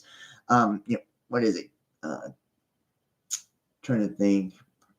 cosmic agency is one of them, right? Taygeta, the Taygetans and Pleiadians and all of this, right? It's a big fucking, it's a big thing, in the spiritual community, especially in the New Age community, and a lot of people propose that these are good beings, good entities. Are here to, help mankind along with their evolution and, all of this. I'm sure you guys are very, very familiar with this, and you're very familiar with the concept and have heard it yourself. And so much so, many people believe they come from the Pleiades as well. If you look into the Bible, it talks about, the Pleiades multiple times, and it doesn't speak of them in a good light. So I'm just saying, it's up to you on how you perceive that. We have the cryptozoological animals and cryptobotanical animals, and these are golems, dwarfs, giants from Atlantis, right? Mothmen, Loch Ness monsters, all of these, man. And I just want to kind of, the Atlanteans, right? And this, the Atlanteans, this is looked at as, like Thoth, right? Atlantis, this was this great civilization that allegedly had fallen, and some people believe that we actually were the Atlanteans, and that was before our fall, consciously, or before. And if you think about the story of Atlantis, and I just want to kind of put this out there, you think about the story of Atlantis. It was basically alleged that we had tore a hole in the dimensions, right? By messing with, dark magic, and what it, in this tear in space and time, or this dimensional tear, or even, a tear in the firmament, who knows, where it actually took place at. This tear is what allowed negative entities and distorted entities and, these negative polarized beings to come into our space, and they poured in from this other side, from this lower dimension, right? Because people were practicing, black magic, witchcraft, dark magic in essence, so. And this was at the fall of Atlantis, at the end of their cycle, right? So I'm just saying this is, I don't know if this is true or not, but notice Atlantis is described as a naval empire once again, right? This goes along with the maritime law and the legalese, and how, these entities are in space ships, right? The separation of the waters above the firmament, the waters below the firmament. You look at Enki, and he was first Ea, which is Lord of the water, right? Then he became Lord of the earth after that, right? Which means first he was in the heavens, then he was on the earth, right? And, you kind of think too, when we're born, and we talked about this, how it's doctors and, the soles of our feet, and, all of this, when we're given our slave number and we're put into bondage, right? That social security, right? Number that we have, where, they borrow the national debt, based on the amount of taxes they believe you will pay into the system in your life, right? So they're borrowing against your energy, your essence, and enslaving you to the system, unless you're a sovereign citizen or anything like that. And that's why the government will absolutely fuck you up for being a sovereign faster than anything else in the world, right? There are people throughout time that's taught people, how to naturalize themselves and get away from, these laws that have been implemented, and break out of, the social security shit, and be bonded, be their own nation, their own sovereign entity, and a lot of people that, guide others in that, they're killed. A lot of times they're taken out, so I'm just saying, or heavily, heavily censored, or heavily, heavily demonized, Then we have the reptilians and reptoids, which, ancient astronauts. These are the ancient astronaut theories. And you look at Göbekli Tepe, All of these different places across the earth, and you see like serpent beings and shit like this, and let's see if we can show you, right? You see them, and this is a pseudo-scientific set of beliefs that holds that intelligent extraterrestrial beings visited Earth and made contact with humans in antiquity and prehistoric times, right? And think about this, them making contact with us, we don't know if it actually fucking happened on Earth or not. That's just the truth. We don't know if it actually happened on Earth or not. And many people, they can say what they want, but it was the indigenous cultures that had contact with them. The indigenous are the original people, right? So they were either seeded here by these ETs, or they were visited by them first to be altered by them. And you'll hear of like tales from Hopi and different indigenous tribes where there was cataclysms, and these ant people, like these mantis looking people, essentially took them into tunnels of the earth during the Great Flood and these different cataclysms. And, this kind of takes us back to what we were talking about earlier, in Genesis and shit, how, the earth was destroyed. It was just, destruction when, humankind was made in the image, and there's more than one destruction that is actually taking place. I'm just saying, you start to look at all this, and it really does fucking make sense, and, I don't like how they call this just the reptilians, the reptoids, archons, saurians, draconians, or lizard people are reptilian humanoids, and they claim that shape-shifting reptilian aliens control Earth by taking on human form, gaining political power to manipulate human societies.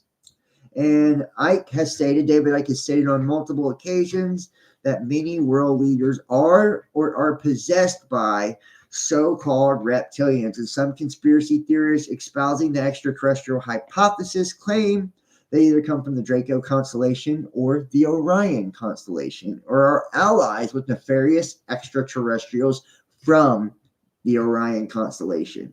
Others claim they are intradimensional and come from another universe or dimension. And I just kind of want you to fucking think about that too, right? If they came from another universe or dimension, you hear of like God, he stands with his foot on the vault of the universe, right? And if we are in fact living in a simulation, that would make a whole lot of sense of them, coming from, another dimension or another universe, because they created this universe or self-contained universe or dimension. And, we can't see outside of the firmament. We can't leave here. We're trapped here, right? And outside of that being like the real universe, but because they created it, they are able to, participate in it, And if they are some other dimensional entity, a higher dimension, they would still be able to come down and visit lower dimensions. We just wouldn't be able to reach the heights that they are at, because guess what? We have governors on our brains where we use 10%. We can only see 0.0001% electromagnetic light spectrum. We have our chakra system, which only allows us to ascend to a state of Christ consciousness, right? We can't even go higher than that. And we don't even know if there is higher than that. We just start to really think of these things. It's like, fuck, a lot of it really does make sense, when you really start to think about this. We have the Silurian hypothesis, and let me see if make sure you guys. Looks like we still got sound and everything like that too. All right.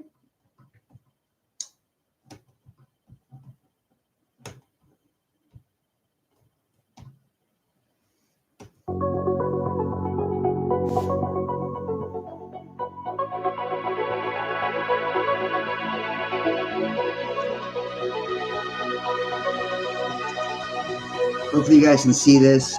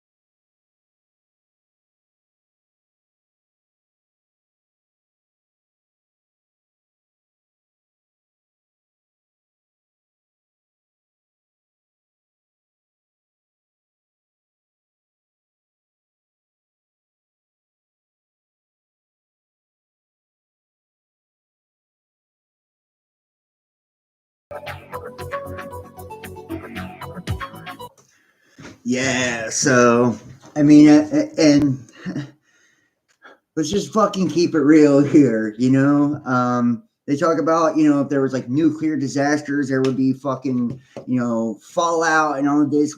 There are places on planet Earth where, you know, entire areas have been turned to glass, you know, and whether you believe in dinosaurs or not, when they uncover a lot of these fucking fossils, guess what they're covered in?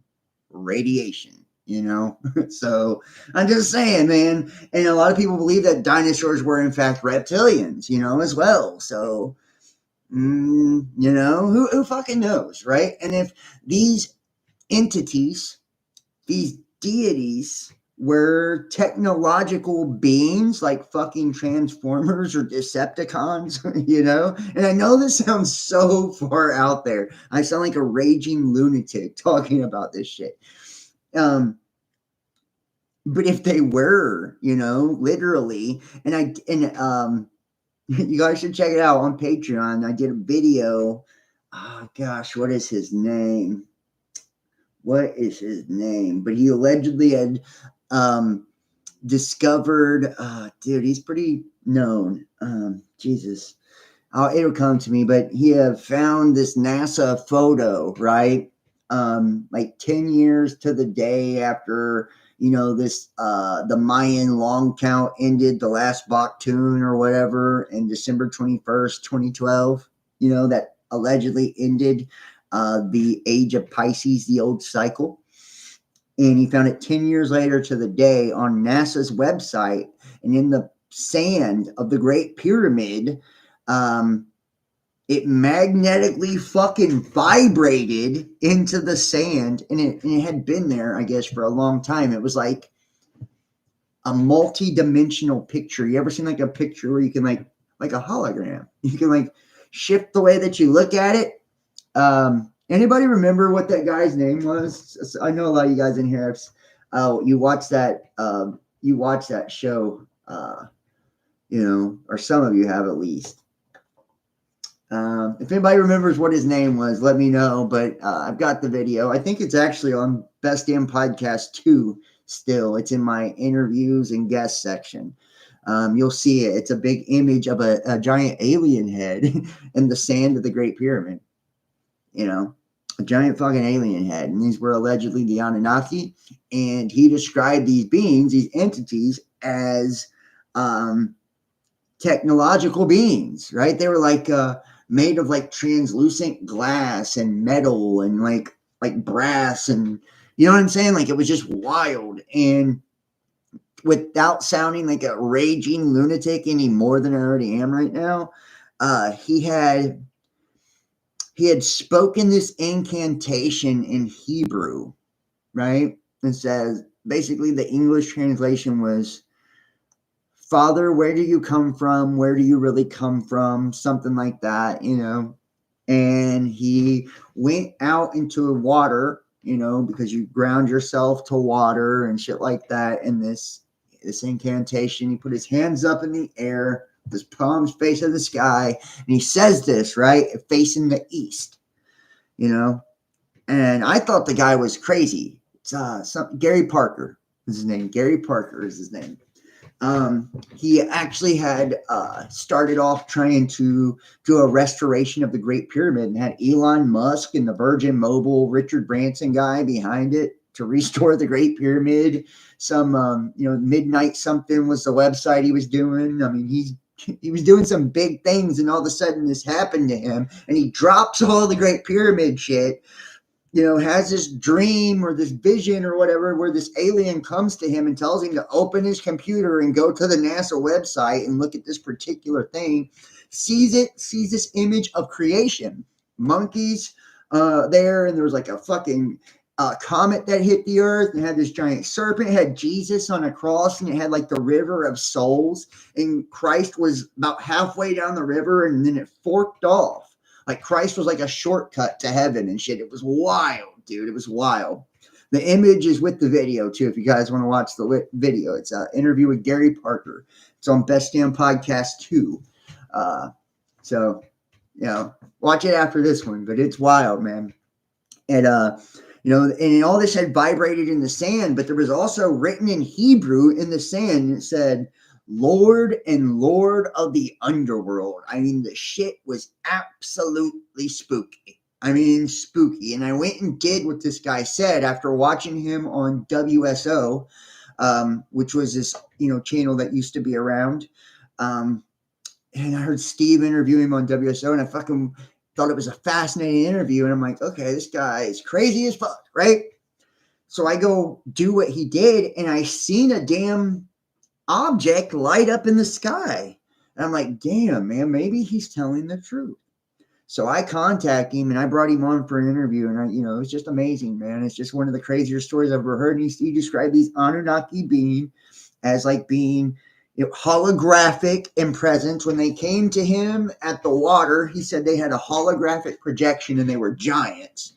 And what is that movie where the alien entities are like, they're made of like brass and shit? He described them as basically looking like that, like giant brass and translucent glass, and that they had souls inside of their bellies and hearts. Like you could see through the guy who stood with his feet in the water and yelled, "Yes, Bailey. Yes, man. Yes, Bailey." Riddick. Yes. Well, it is like Riddick, a lot like Riddick, but it's an older movie that I'm talking about. But yes, it is a lot like Riddick. Yes. Yeah, Bailey. Yeah, he was very interesting. And Bailey used to do the show with me. Bailey's pretty much my best co-host I've ever had. We had a lot of fun too. Got a lot of cool stuff. But yeah, Gary Parker was he was amazing. He had just a crazy story, and it was just in these ancient entities that he called the Anunnaki. And he said, he called the one father or whatever, Allah, right? Abba is what he called him. Abba, right? Abba was the name that he called the one he talked to, and it was just insane. And he described them as being like machine-like beings made of like brass and gold, and on the inside they had like translucent, like a translucent chest and shit, man. And you could see like in some of their heart and bellies, and it was full of souls, like it was faces of people. And he said he was even describing like the people that were inside of them looked like really historic looking and shit. Like they were dated from like a very old time. It was just mind blowing. When I heard it, I'm like, wow, this just sounds too crazy to even be true. And then, so you can take that or leave that, with how, whatever you think, but I'm just saying, the fifth element. Yes. The fifth element. Yes, absolutely. It was the fifth element. Yes. So thank you. Thank you for that, Carrie, Bailey, Lags. Nice to see you guys in the chat here. Everybody make sure you hit that thumbs up.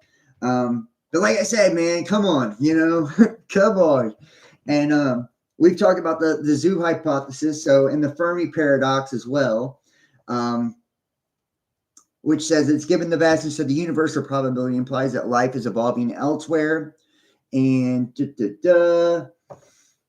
and it was by 1950, Enrico Fermi had a range of answers from the benign to the absolutely terrifying. One is that simply hasn't been enough time yet. Alien civilizations may prioritize, as we do, searching for techno signatures, which we simply haven't been broadcasting for long enough. On the other end of the spectrum, it could be that the tendency throughout the universe for civilizations to destroy themselves before they reach advancement to make contact. Now, I want you to kind of think about this too. This is one of the theories I've also heard out there, with the destruction thing, is that the ultimate, and I believe I heard it by a Billy Carson on Joe Rogan.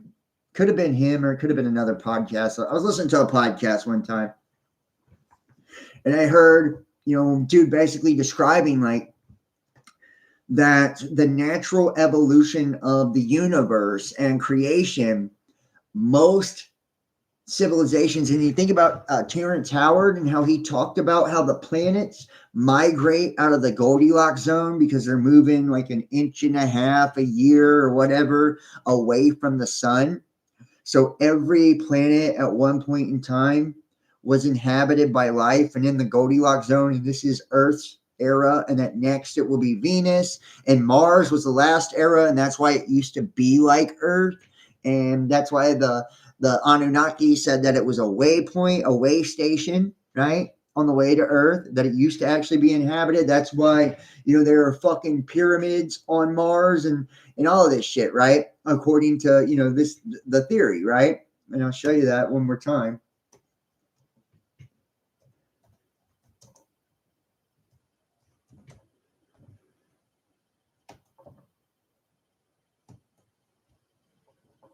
Right? You see, these pyramids and all this shit on Mars that have been, discovered here, and they look just like the shit on Earth, and Mars having, ice on it, and, at one point in time being like the Earth. It's because it's migrated out of that Goldilocks zone, according to Terrence Howard and his theory, that everything incrementally is moving or expanding away from the sun, right? So, we are at our time period now, so we only have a finite period of time in order to advance and evolve to be able to leave our planet and become, an interdimensional species, to be able to travel between dimensions and travel, throughout the universe, and to go to other planets, and to basically escape death, right? Escape death. And that's why, the natural progression is to transhumanism, right? To leave being a biological entity, And this is where a lot of that comes into play. That's why, like, the, futurist and all of this believe that, transhumanism is the next step in evolution. Okay. And, whether you agree or disagree, I'm just saying, and that this theory basically says that as the planets migrate, it's like that everywhere, basically. All of the different galaxies and solar systems within these galaxies throughout the entirety of the universe, most civilizations do not make it. Most civilizations don't develop consciously and emotionally as fast as they do physically, right? So they're basically immature species like man is, right? They blow themselves up, and, they fucking fight and war and do all these crazy things and kill themselves or destroy their planet, or just run out of time and become extinct because their planet can no longer, host life anymore, or they run out of, they run out of resources, right? The planet, is void of resources because they use all of them. And that life is so rare within the universe that, species like the Anunnaki, species, like these angels, watchers, extraterrestrials that are spacefaring species, travel and seed different planets, right? That are habitable and host life, or they give species that are already there a boost, right? By mixing their genetics, or altering their genetics or whatever, right? And you can see that in a couple of different ways. Like, a species that goes along and fucking enslaves everybody, right?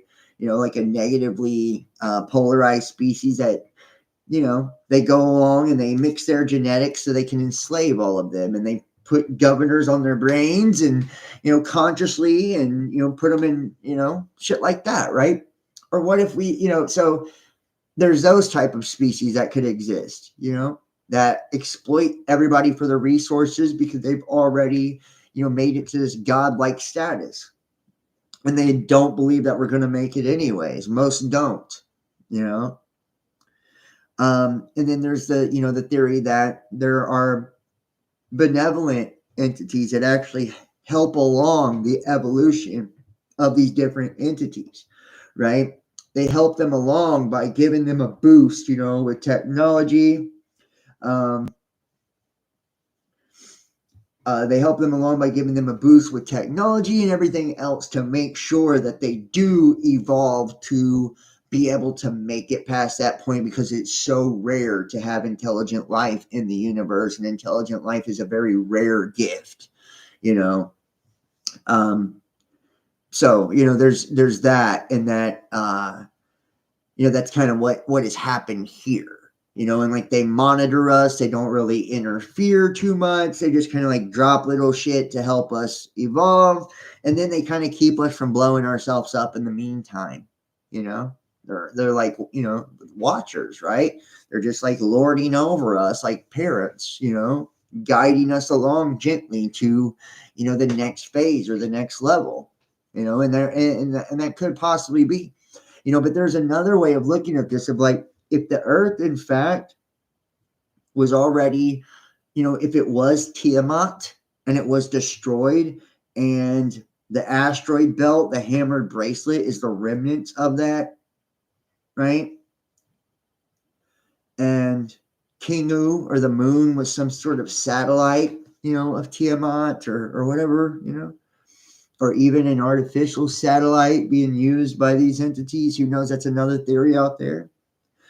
And we do live in some holographic simulation, or computer simulation, which it does appear more and more as we advance and evolve, and study quantum physics and quantum mechanics and things of that nature, and we see artificial intelligence and quantum computation advance, and how they're both one and the same, and how we appear to be a form of artificial intelligence and made out of binary code, and everything seems to be binary code, right?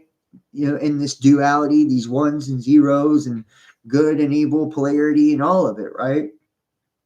And that we live in this firmament, which would be like an enclosed terrarium. It would be, it'd be an enclosed habitat, that maybe we have already destroyed ourselves, right? Maybe we already ended ourselves. Or maybe there was another species that came and already destroyed us, right? They decided to what we were too violent, we were too, we wanted to war too much. We were, and they didn't want us being able to spread across the universe, because they knew that if we advance, we'd conquer everybody, because we conquer each other. We war with each other. We kill each other. We're a violent species. And you could think of it like that. So they put us in an enclosure to quarantine us from the rest of creation. And in the Urantia, let me see where it's at here.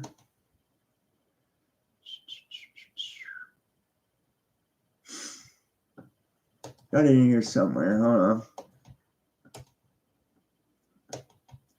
We've got so much stuff to share with you guys tonight on, and just, we're going to go in a lot of different directions, right? It's called the Lucifer Rebellion, where they essentially quarantined, because of this rebellion against the council. And I'll read a little bit of this. This is from the Urantia book. It's called the Lucifer Rebellion. Now, Lucifer was a brilliant primary Lanendek son of Nebadon. He had experienced service in many systems. He had been a high counselor of his group and was distinguished for wisdom, sagacity, and efficiency. Lucifer was number 37 of his order. And think about the Anunnaki and the way that they're numbered and shit like that. You know how Enki is number 40 and all that, right? And when commissioned by the Melchizedeks, he was designated as one of the 100 most able and brilliant personalities in more than 700,000 of his kind. From such a magnificent beginning, through evil and error, he embraced sin, and now is numbered as one of 3 system sovereigns in Nebadon who have succumbed to the urge of self and surrendered to the sophistry of spurious personal liberty, rejection of universal allegiance, and disregard of fraternal obligations, blindness to cosmic relationships. And think about this. Samael, he's known as the god of the blind, right? In the Gnostic text. you know, and how we are blind to the vastness of space and creation. We only see 0.0001% of the electromagnetic light spectrum, right? In the universe of Nebadon, the domain of Christ Michael, there are 10,000 systems of inhabited worlds. In all the history of Lanandek suns and their work throughout these thousands of systems and at the universe headquarters, only 3 system sovereigns have ever been found in contempt of the government of the Creator Sun. Lucifer was not an ascendant being. He was a created son of the local universe. And of him it was said, you were perfect in all your ways from the day you were created till unrighteousness was found in you. Many times he had been in council with the most highs of Edentia, right? Edentia, Eden, right? And he was perfect in this Edenic state or Edenic state. Lucifer reigned upon the holy mountain of God, the administrative mount of Jerusalem, for he was the chief executive of great system of 607 or 607 inhabited worlds, which is 13. 6 plus 0 plus 7, 13. Lucifer was a magnificent being, brilliant personality, stood next to the most high fathers of the constellations in the direct line of universe authority. Notwithstanding Lucifer's transgression, subordinate intelligences refrained from showing him disrespect and disdain prior to Michael's bestowal on Urantia.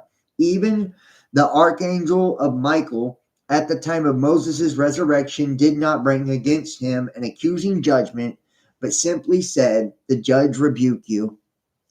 Judgment in such matters belongs to the Ancient of Days, the rulers of the super universe. And they're, saying it have this, like this galactic federation, right? All of these different,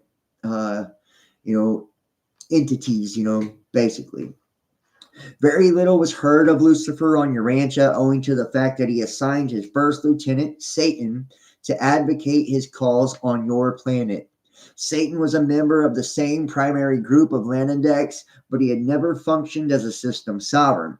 He entered fully into the Lucifer insurrection. The devil is none other than Caligastia, the deposed planetary prince of Urantia, and a son of the secondary order of Lanandeks. At the time Michael is on Urantia in the flesh, Lucifer, Satan, and Caligastia were leagued together to effect the miscarriage of his bestowal mission, but they signally failed. Abaddon was the chief of the staff of Caligastia, and Abaddon's the destroyer, right? He followed his masters into rebellion, and he has ever since acted as a chief executive of the Urantia rebels. Beelzebub was the leader of the disloyal Midway creatures, and these are the Midway, right? Midway, think about the 369 thing, right? And 6 representing the middle world, right? Middle Earth, right? Midgard, and between 3 being that triune inner creative force, and 9 being the highest or outside of creation, like the throne of God, right? And creatures who allied themselves with the forces of the traitorous Caligastia.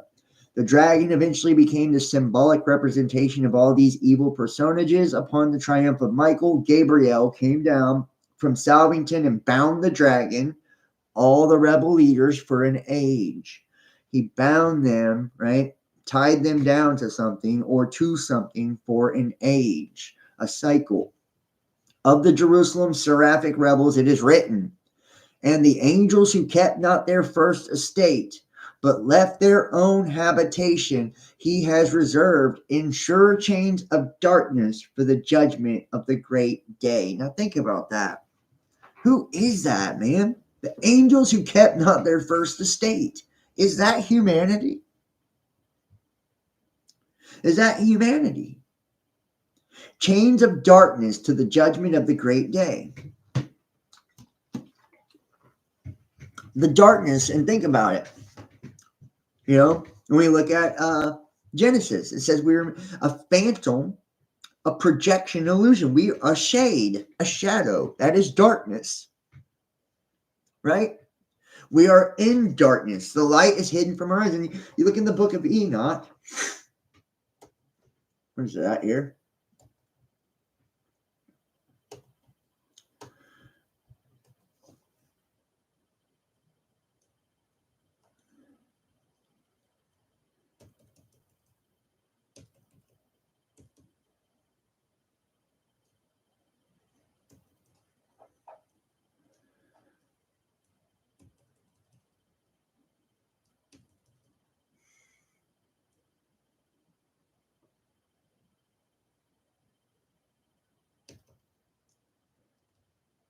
One second.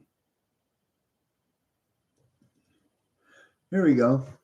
Then said the Most High, the Holy and Great One spake, and sent Uriel, the son of Lamech, and said to him, Go to Noah, and tell him in my name, hide thyself, and reveal to him the end that is approaching, that the whole earth will be destroyed, and a deluge is about to come upon the whole earth, and will destroy all that is on it. And now instruct him that he may escape, and his seed may be preserved for all generations of the world. And again the Lord said to Raphael, Bind Azazel hand and foot, and cast him into the darkness, and make an opening in the desert which is Dudael, and cast him therein, and placed upon him rough and jagged rocks, and cover him with darkness, and let him abide there forever, and cover his face, that he may not see light. And on the great day of judgment he shall be cast into the fire, and heal the earth which the angels have corrupted, and proclaim the healing of the earth, that they may heal the plague, and that all the children of men may not perish through all the secret things that the watchers have disclosed and have taught their sons. And the whole earth has been corrupted through the works that were taught by Azazel. To him ascribe all sin. Now think about that. I just want you to think about how fucking similar all of these stories are, right? The Urantia, right? Genesis saying that, the earth was already destroyed, right? Desolate. The fall from the Garden of Eden, right? Being tempted by these fire beings, these seraphim, these gods, these angels, right? The Anunnaki, those from the heaven came, who made, men out of the mud, and took the man who was already here and mixed their DNA to create a slave race, genetically altered them, limited their years, destroyed them, right? There was a flood, and instead of Noah, his name was Beasudra, right? I just want you to think about all these different, mythologies, all these different tales, all of these different ancient texts, and what they're all saying the same fucking thing, right? And that we would be hidden, right? And remember, the seraphim is a covering being, right? It covers the feet, right? The earth is God's footstool. Man, right, covers and hides the face of God, which got in the light, right? Tell him, hide thyself, and reveal him to the end that is approaching. These are the end of the cycles, and will destroy all that is on it. And now instruct him he may escape, leaving the earth, escape, right? Because this is a prison. And his seed may be preserved for all generations of the world. So the seed of the gods, the seed of who participated in this is us, right? But what happened? We were bound to the ones that fucked us over, right? Bind Azazel, hand and foot, hands nailed, feet nailed, Yahweh, Jehovah, right? The Tetragrammaton.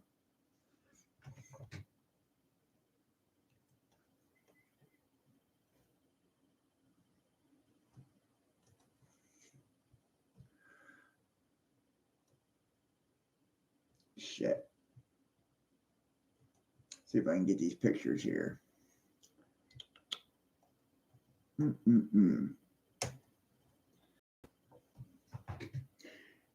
Bailey says, one of the oldest ranchers in my hometown, and I found connections between them and MK Ultra in my city. I have no fucking doubt about that, Bailey. Not even a little bit. Like, seriously. No doubt about that whatsoever. Oops.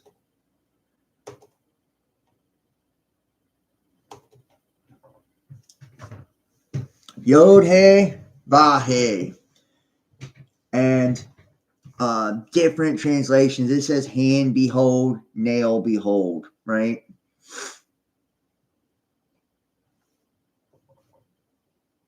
How about that? Yod He Vahe.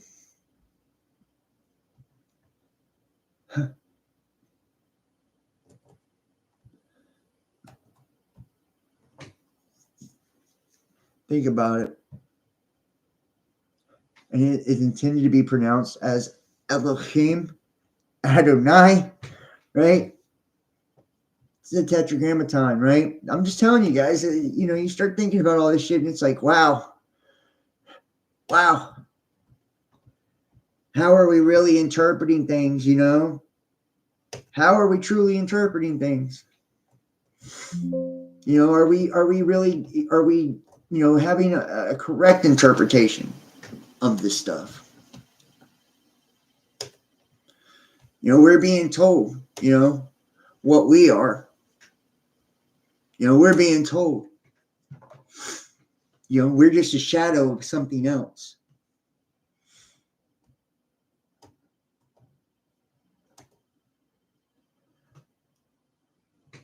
Right? Multiply, to increase. Right? And to conquer and subjugate is what it says. To conquer and subjugate. If we look at Genesis 6,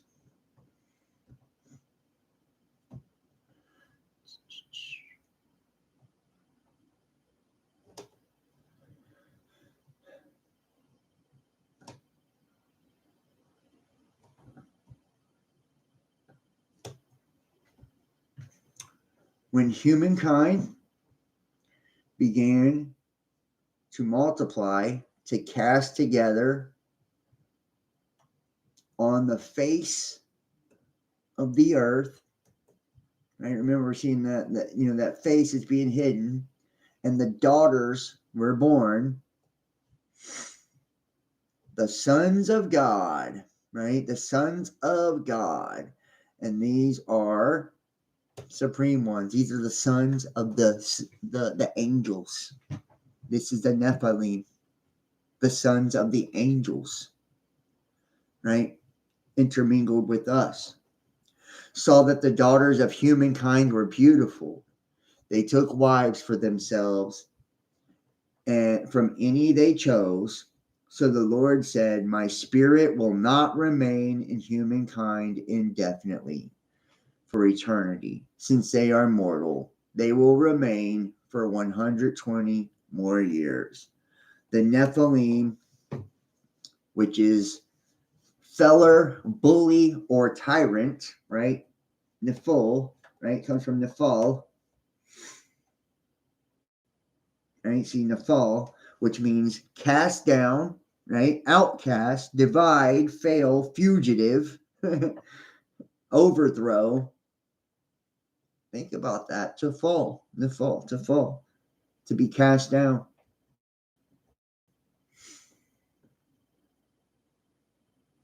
The Nephilim were on the earth, right? Saw the wickedness of humankind because we were afflicted, right, by these fallen. Have become great on the earth, and every inclination have become abundant in every form or conception of thought in their minds. Think about that, of intentions and their plans and in their hearts were of evil all the time. Now think about what is happening today. Nice to see you, Donna Marie. What is happening today? You know, same thing is still taking place. You know, we have these bloodlines that were allegedly from these Nephilim, right? And we are bombarded, you know, with propaganda, in the form of media, right? The internet, television, radio, music, right? The water is poison, the air is poison, the food is poison, all these things to create wickedness, right? Darkness, evil, corruption in us, to sow division and distortion in our spirits, to put us out of alignment, to keep us in darkness and ignorance. That way we don't have knowledge and we can't empower ourselves and we can't unify, we can't come together. You know why I think this is so? And I think it's far different than what we've been taught, for one. And think about the Colburn Bible. It says that when we came down from the mountains, we forgot our gods and our guides.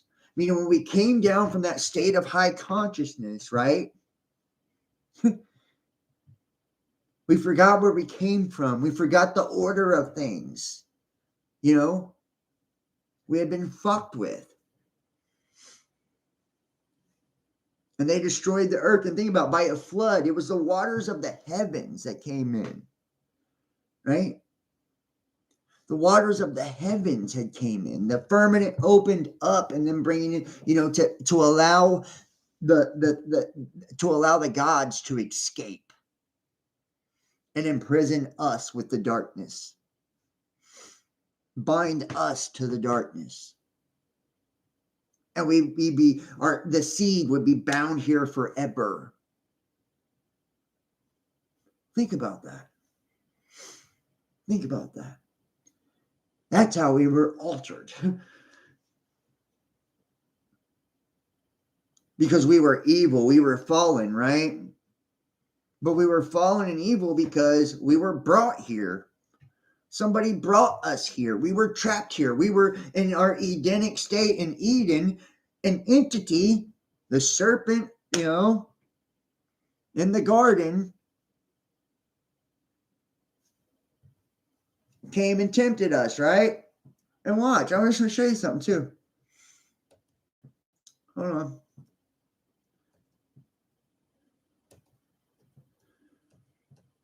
I want to show you the garden right here. Hold on.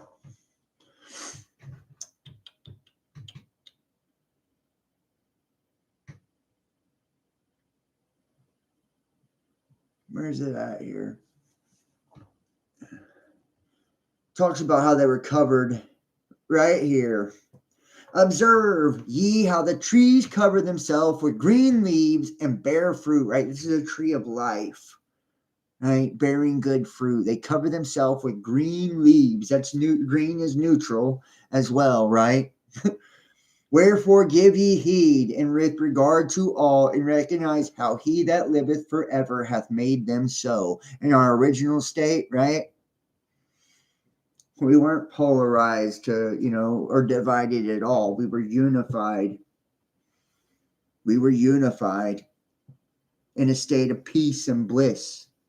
And then in the tree, right? The tree of life, the tree of knowledge of good and evil, the serpent, he comes into this garden, this Edenic state, right? And tempts us and says, don't eat from that tree because surely you will be like God, right? God meaning supreme magistrate, supreme angels. Surely you'll be like them. Then their sons, their children came and mated with us. And all of a sudden we're evil as fuck. And evil is, pestilence is all throughout the earth. And they decide that they're going to destroy the earth, but they're going to escape. Their sons are going to escape. And then leave us here bound with the shit that they left us with. The darkness they left us with. And we're the ones quarantined from the rest of the solar system, from the rest of the universe as a result.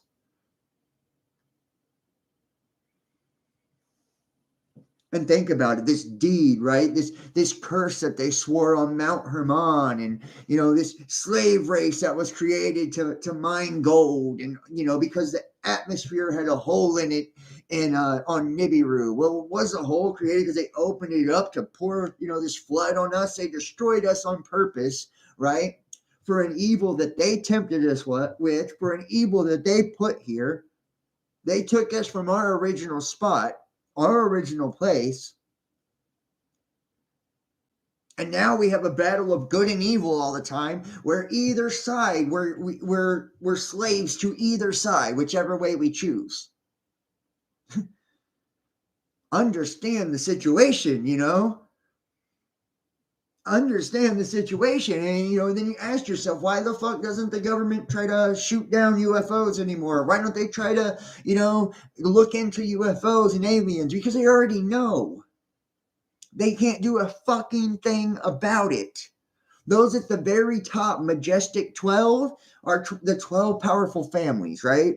These bloodlines of these Nephilim, right? Who were left as kings and pharaohs to rule over all of our ass. And they were indoctrinated into the occult, the hidden mysteries, initiated into the mysteries, bound by oaths to secrecy, bound by oaths, right? To serve the gods that give it, Satan, Lucifer, this enlightenment, this light bearer, right? Shining light on the darkness, the hidden. Why? Because these seraphim, right? They're a covering, right, for the earth, for the feet of God. God's footstool is the earth. It's humans. He stands with his foot on the vault of the fucking universe. Our universe, because there's nothing outside of us. We can see nothing but darkness. We probably live in a whole separate dimension than all these motherfuckers. That's why they're interdimensional and come in and out of space however they want to. That's why we can't see them. They can see us, right? Because they've rigged the game against us. They've already destroyed us. We know in Genesis it said the earth was desolate and a fucking waste and all of these things. Be fruitful and multiply. Who's the fruit? Who's eating the fruit? Not us. We're being divided. We're being reproduced and, mass produced like cattle. We live in a fucking terrarium is what we live in, and we can't leave it. When we were creating atomic bombs, we were trying to blow holes in this bitch to get out of here. Why? We had to fake moon landings to make people think that we can leave. Why? They know there's no leaving. Project Blue Book shut down. Why? They know. You ever heard of Eisenhower's agreement with the Anunnaki and shit? Bullshit. Bullshit. And that's why at the end of his his time, he warned everybody against the military-industrial complex, because he knew. He knew. The CIA, the military-industrial complex, right? They're not a part of the government because they're above the government, right? Men in black, all of this. They're those sworn to these oaths, these societies, these Illuminati, whatever you want to call it, right? This hidden hand that operates in darkness and in secret because they can't tell people. That's why there's no disclosure. They can't tell you. They're not allowed.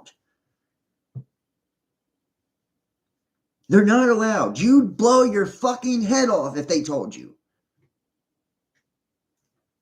That's why they've even said such things. They've said that if we told people the truth, right, they'd they'd stop going to work. They'd riot. Why? Why? They'd find out where we really came from. The planet that we really came from was destroyed, right? That we're living in a simulation because our species is already extinct, and that who we call God is the one who did it to us to make it, to enslave us.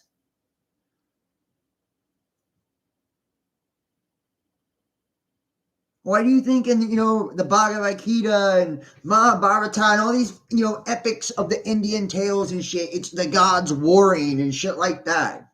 With these, these weapons of evil and dread, these ultimate weapons, Anunnaki too, right? The evil wind and all of it. Why? They were fighting over us, it seems, or fighting each other to get the fuck off this planet before it, got destroyed.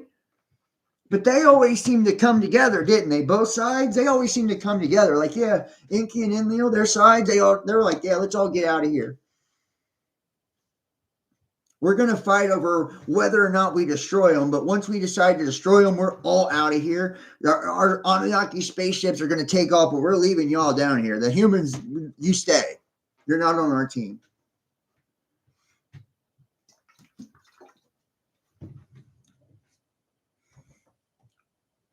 And you cannot tell me that, the government doesn't know about these things.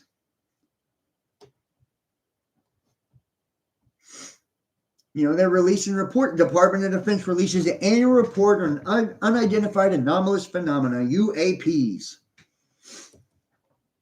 Analyzing and understanding the potential threats posed by UAP is an ongoing collaborative effort involving many departments and agencies, and the department thanks the Office of the Director of National Intelligence and other contributing departments and agencies for their collaborative efforts to produce this report.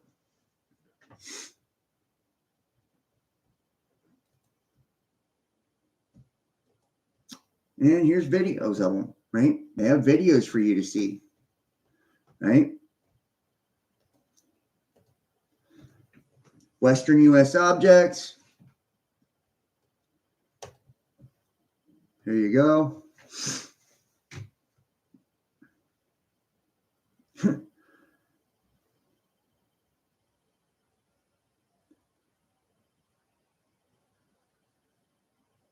See how they're defying, gravity? Because they don't operate by the same rules, man. They're not in the same dimension, they don't exist in the same space. The laws of creation don't govern them. They made them up to govern us. We're subject to it. They are not. That's why. Right? We are subject to it.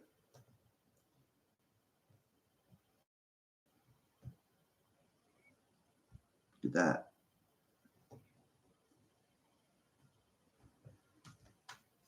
Show you another one here. See, this is right off of the defense.gov too, by the way. Here's another one, Middle East objects. Look at that. Woo! Right in front of the camera. Look at that. Woo! What the fuck is that?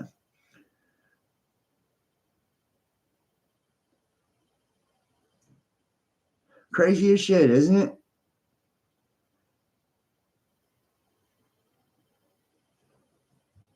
Now,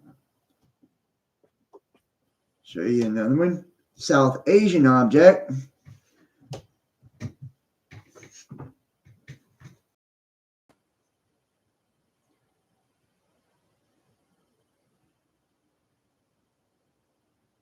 Amazing stream. Thank you very much. And there's no sound on these videos, so I'm just letting you know. Thank you. I appreciate that. I'm glad you're enjoying the stream. It's intense, man. This shit's it's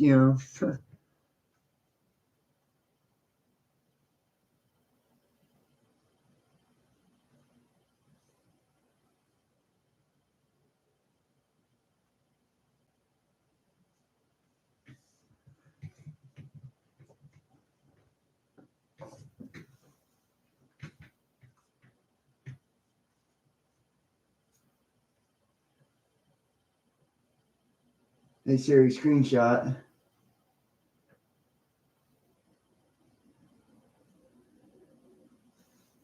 That's intense.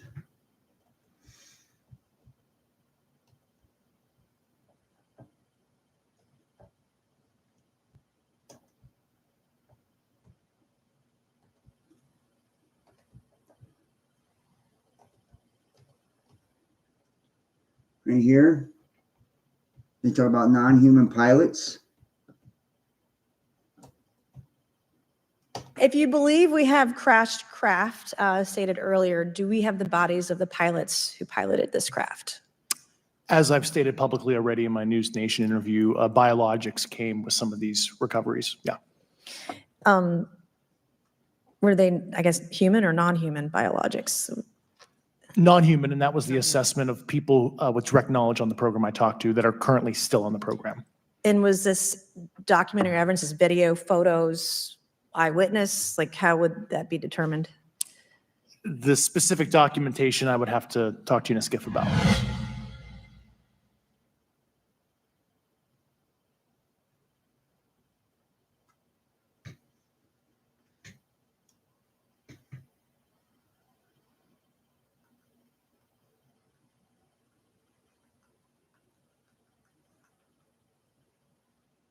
So what is ClickUp? ClickUp is an all-in-one productivity software where you can manage everything and anything related to your work. Your documents, your chats, your whiteboards, your project. And I hope he lives up. Wow. You know, and we've even got, many accounts of, people being hypnotically regressed. Why are you crying if you're not afraid? I'm afraid now, but I was. Oh, I don't. I wasn't afraid. I was afraid when I saw the men in the road. Men in the road. I've never been so afraid in my life.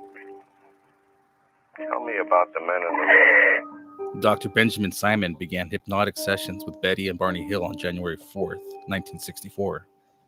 Today we present to you the raw audio of one of those sessions. Through the But I was. I don't. I wasn't afraid. I was afraid when I saw the men in the road. Men in the road.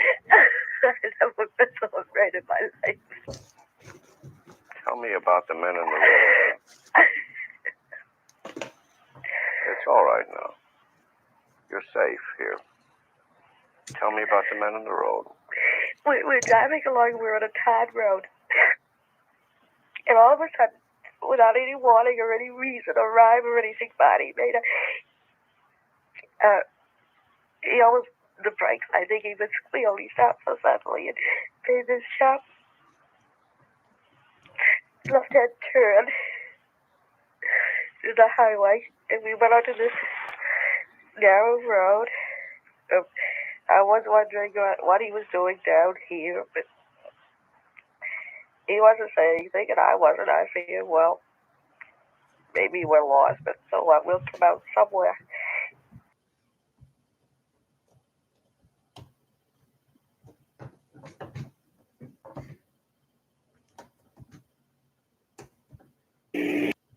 And I look toward the sky, and I look back to Dulcie and walk her around the trunk of the car. And I'm saying, hurry up, Betty, so I can get a look. And I recognize this place, and I feel safe. I feel blessed in the barren hostility. What is this place? Wooded area. What is this place? It is Indian Head. I have been there before. And he talks about, looking through his binoculars and fucking the entity, staring at him, talking to him through his mind, telling him to stay there. It's just, when we really, really think about like what the evidence says, we've never seen anything good from anything we've seen about aliens or ETs. Not one thing, that I can think of. Every biblical account, every ancient text,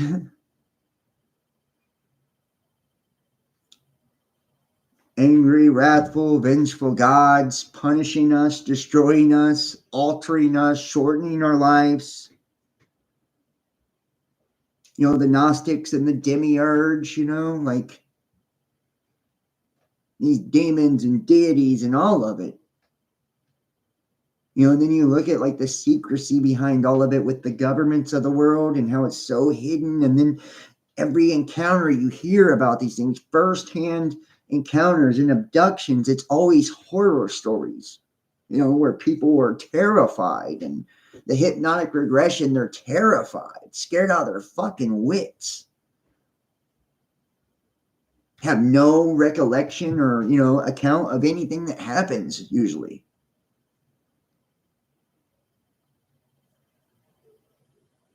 Being probed and operated on and experimented on, and just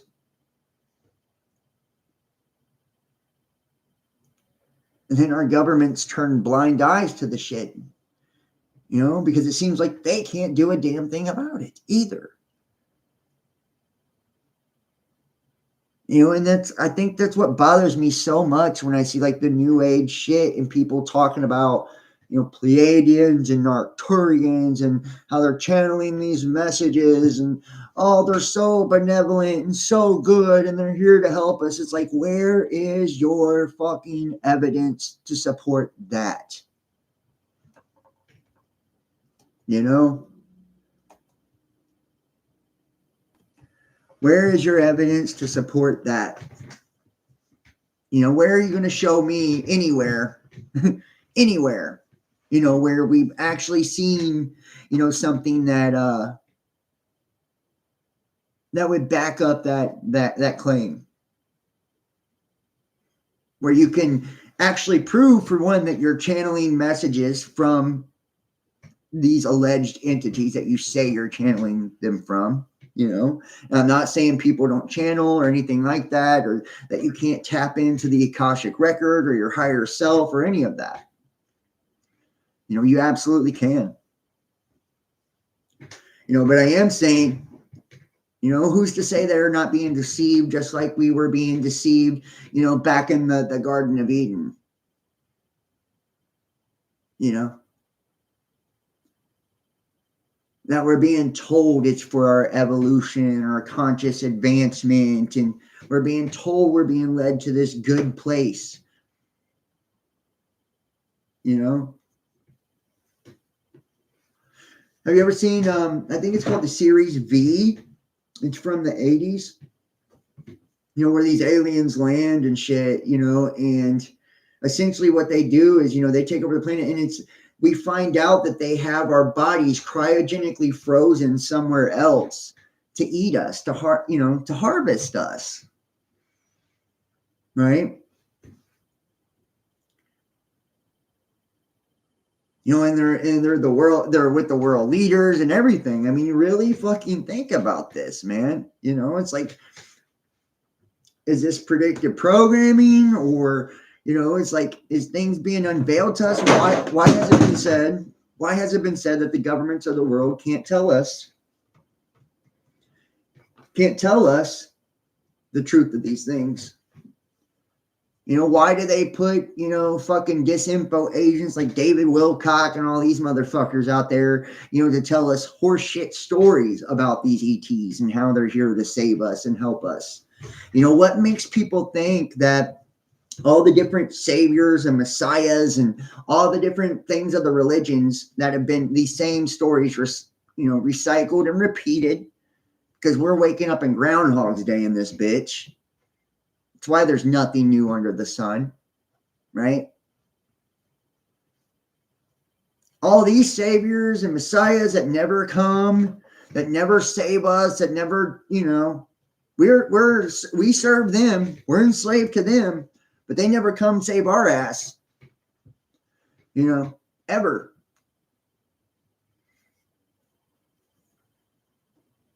But now we think all of a sudden, you know, all of these entities that people are channeling are going to do it. And if it truly was, if it was really true, if it was really true, if it was really true,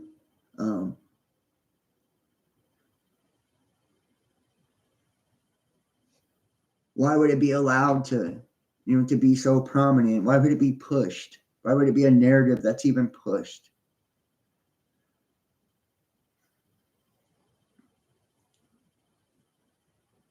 And I'm not trying to like make people feel shitty about the things that are, taking place on the earth. I'm not saying anything I've said tonight is fact at all. It's just strictly opinion. These are theories. But life is hard enough. It is hard enough, as it is. And I feel like us having this illusion like someone's going to come save us, or someone's going to come to our rescue, or that's going to love us unconditionally, it's at the end of the day, all we truly have is ourselves. That's why it's so important to learn to love yourself, because you can't depend on anything outside of you to do it for you. To learn to take care of yourself, because you can't depend on anyone outside of, you to do it for you. And it's sad the way that, we treat each other. It really is. It's sad. Especially thinking like how, we have all of this stacked up against us. The governments, fucking maybe ETs, demons, deities, like, and it's like we can't even treat each other right. We can't even be good to each other. Everybody seems to be out for themselves, out for themselves. And they never think of the pain they inflict on others. They never think of how anything affects others until it affects them, until they're on the receiving end of it. Then it matters. And, I've said this before, COVID showed everybody that.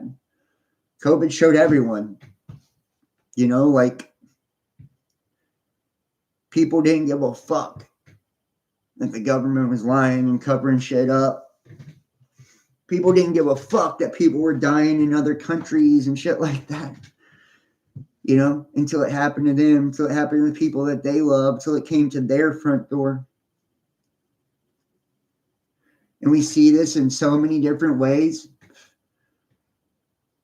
There are homeless people. There's a homeless epidemic in the United States of America. And we send money overseas, billions of dollars that could absolutely solve that problem. And walk past people every day that are homeless, struggling, starving, suffering. You see society and how they've been desensitized, to others' pain. There's no empathy, for another person. It's hard to find, like true loyalty. It's hard to find, true friendship. It's hard to find true love in people.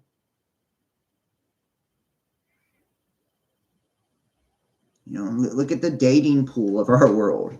All the dating sites and shit like this. Everybody believes they got 1 billion options because they have, virtual options. It's not real people. And we're so conditioned to speak electronically and remotely now we can't engage in person. We don't know how to interact in person. And people's opinions, no matter how crazy or bullshit or terrible they are reinforced online through these algorithms to the point that they believe their own bullshit. They believe they're right no matter what they do. It's like we're falling for the traps. We're falling for the deception. We're falling for the tricks. This is what keeps us in ignorance. This is what keeps us in darkness. This is what keeps us divided.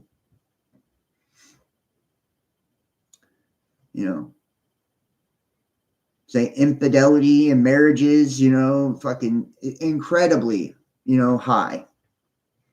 Like over 50 to 70% of them end in that.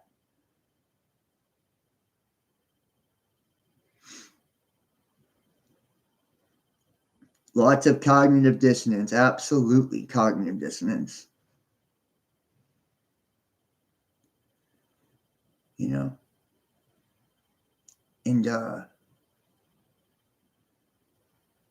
think no matter what our situation is here on Earth, whether aliens are real or false, or we live in a simulation, or we're in a terrarium, in a cage, in a prison planet, or, they're good angels, helping us along. It doesn't matter what that is. At the end of the day, and we can theorize and we can speculate, and it's fun and it's entertaining, it's engaging, it's for our minds to be able to think of these things, and we spiritually grow to be able to increase our knowledge, and it's beautiful, and I love it, and I love the community and the togetherness and the stimulation, because it's iron sharpen iron when we come together and do this. But at the end of the day, none of it means anything if it doesn't help us become better people. None of our lives mean anything if we're not growing, we're not evolving, we're not changing, we're not becoming better people. We're not impacting other people's lives in a positive way, in a good way. Anytime we're okay with harming others, hurting others, that's something wrong within ourselves. And it's a fatal flaw to our character. It's a lack of integrity. It doesn't mean people don't make mistakes. It doesn't mean that, all of our worth is gone because of that. But it's like, if we continue to do that, if we're okay with that, we have become the problem. We are the problem.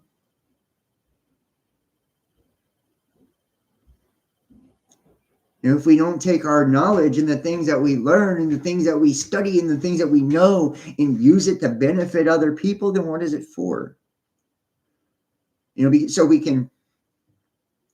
Agent Smith was right. Yeah, Bailey. Agent Smith was right.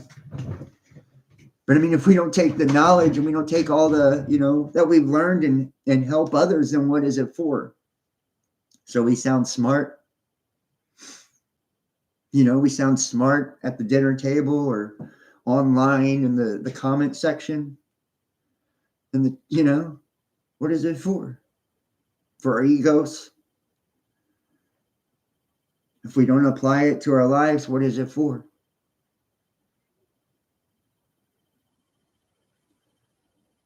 It's so easy for us to sit back and judge everyone else, especially on the internet, and so easy for us to point our finger at other people.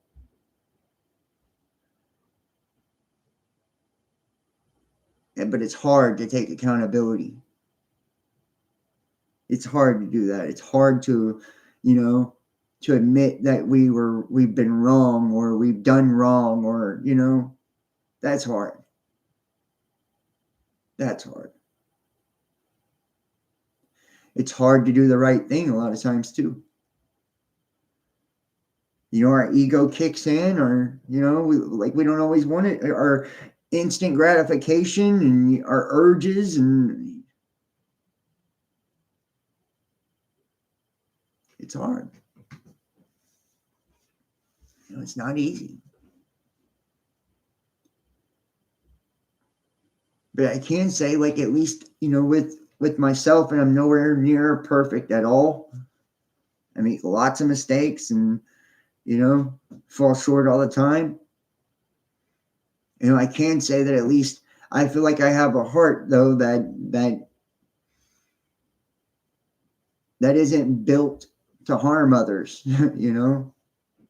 It hurts me to know I hurt other people. It hurts me, physically hurts me.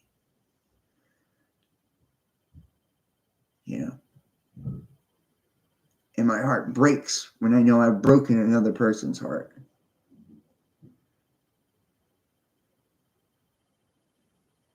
And I don't ever want to be the reason that someone else feels pain. You know. And I don't want to become one of those people, which is basically everyone, or most everyone, that allows the world to harden me to the point to where I stop believing in good, and where I stop believing in love, and where I stop believing in the things that truly do matter. You know, I don't want that. I don't think any of you want that. And if that's happened to you, I'm so sorry. I am so sorry, because, you know, there are certain things in life, you know, that I'm just not willing to trade off for. You know, and that to me is selling your soul. You know, it's selling your soul. It's not about your beliefs and shit like that. It's about the core, the essence of who you are. You know, a soul is a living part of you, and it is connected directly to your heart. Yeah, we get back what we put out. That is a fact. That is a fact. That is a fact. You know. And, you know, no matter how many, you know, people in my life have abused me, you know, lied to me, cheated on me, hurt me, you know, like, I refuse. I refuse to, like, let that become me, you know, to where I'm willing to, you know, to hurt others because I've been hurt. Or where I, you know, stop valuing a person or a life, you know, over my ego. You know, because once we start doing that, you know, it becomes okay to kill people. It becomes okay to hurt people. It becomes okay to do a lot of things.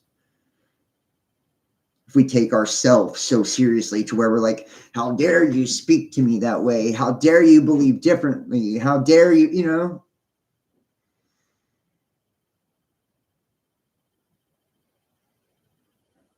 And I feel like relationship is what is the great teacher of life.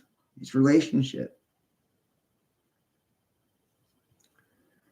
You know, it truly is. We learn through, we're social species.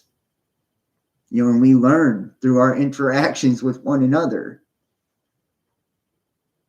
You know, through our friendships, through our, you know, our business dealings, through our love relationships, through our family relationships, you know. That's how we learn. Through those interactions, especially our love relationships, we learn.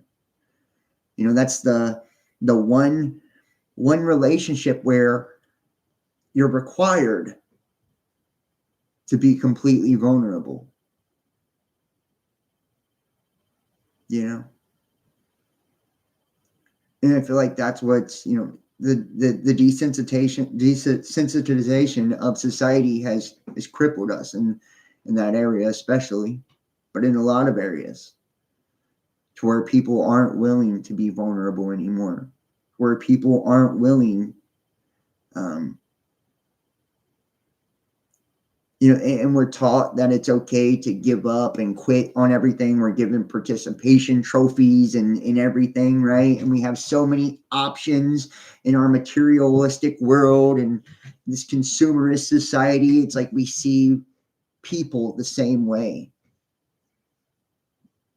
You know, it's like this person, you know, says something I don't like or does something I don't like. I'll just get rid of them and get somebody else, or, you know, I'll just discard them. You know, we don't treat people like people anymore. We treat them like objects, possessions. You know. And I see you know, a lot on social media in particular that talks about how, you know, we're all the villain in somebody's story and stuff like that. I feel like, you know, everything that we see now is like, it's like catered to make being a bad person okay. You know, it's like we tell ourselves that, like, oh, we're all a villain in somebody's story. Yeah, no, we're not. You know, and if we're a villain in somebody's story, if we're in somebody's story, we've harmed them to the point to where we're like that, where we, you know, we've hurt them to that extent, you know, betrayed them to that extent or whatever else. Like, that's not okay. You know, that means we failed in that connection. We failed in that relationship. We failed that person. You know, we failed ourselves, most importantly, because we didn't live up to who we are capable of being and who our potential of who we are is. You know, because each and every one of us has the potential to be a wonderful person. I do believe that. And every one of us come into this world born full of love, full of optimism, full of life. And we trade it away. You know, we're conditioned through school and our parents and society to give up on our dreams, to give up on our passions. You know, then we get into the dating world and we're trained and conditioned to give up on love. You know, I was listening to, you know, just different psychologists, and it was like saying, like, you know, people that choose to be perpetually single, you know, just psychologically, because we have to be so vulnerable in relationships, and that they teach us more about ourselves than any other connection that we have in our life. And the darkest, deepest parts of ourselves are brought out, right? All of our wounds, all of just who we really are, our character, all of it. That people who choose to be perpetually single, you know, the reason they do so is because they don't want to face themselves. You know, they'll try to paint it as, you know, and society has glorified this, right? Like, hot girl summer, and you know what I mean? Like, living for the moment, you only live once. Like, all of these things are brainwashing, they're programming, you know, to make you that self-centered, selfish person, you know, to not care, you know. And these people live their lives, you know, through flings and one night stands and no strings and shit. And you're welcome to choose to live however you want to live, you know, but you know, they don't value human connection. They don't value people, and they don't understand that, you know, when we connect to other people, no matter how we connect, you know, especially, you know, sexually, you know, it's an astral connection. You know, our spirits commingle, you know. We should be selective of who we give ourselves and our energy to.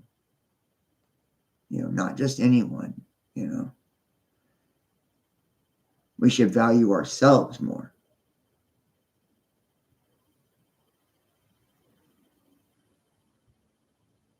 We should love ourselves more. You know, and society has been so fucked up that we can't face ourselves, and we hide and run from ourselves through so many different avenues and ways. You know, whether it's, you know, the perpetual singleness, right? Or it's drugs, alcohol, or all these different forms of escapism, and we justify it and we make it okay. I can't tell you how many different people online talk about, you know, I'm this, what are the different character traits of the escapist and all this, and it's like, oh, come on, man. You know, it's like just justifying being a bad person. You know, making it okay to be a bad person. And then they wrap all these things up in self-love, right? They call it self-love. when it's really just selfish, And I've said this before, if you look at like God, right?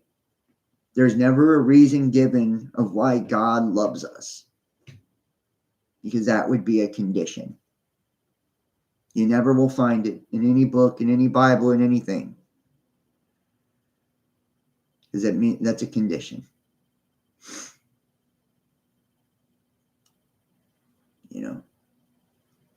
And God, the Spirit of God, serves everyone and everything all the time. That Spirit that gives life to all,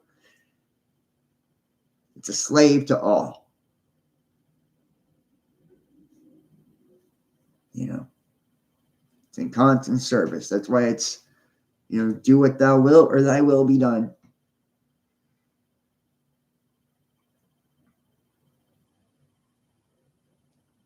We're here to serve one another. And if we all did do that, if we all loved one another, respected one another, served one another, nobody would ever be in need of anything. People will find any reason to disqualify you from love, from help, from whatever they have,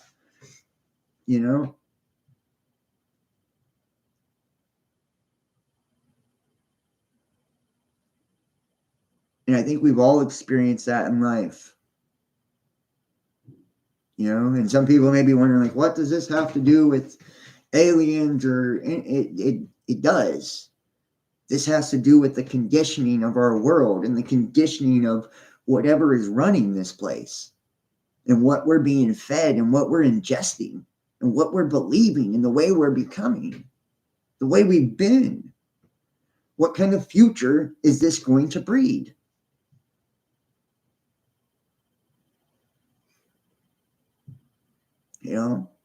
This is the ultimate form of control. We are destroying ourselves. And we're doing it by killing the love, by killing kindness, by killing service. That's why we're being engineered the way that we're being engineered. It's why the propaganda is the way that it is. I can't tell you how many people I've known just from like spiritual communities, lose friends, lose all kind of people because they bought into a lot of this shit now, like, oh, I can't be nice to this person or help this person or love this person anymore because I have to love myself first, and and it's just horse shit.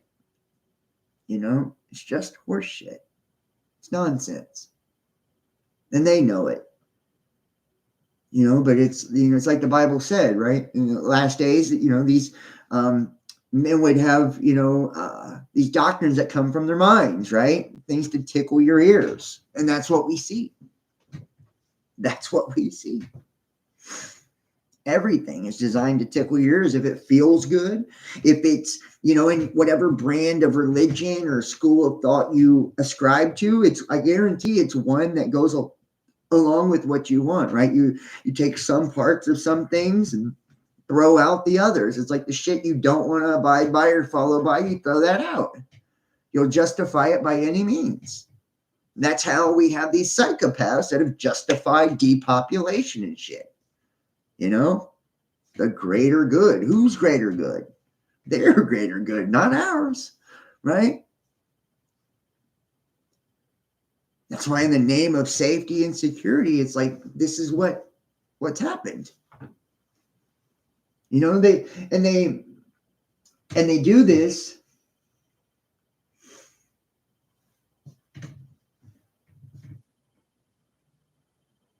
They do this, by exploiting our weaknesses, by exploiting our urges.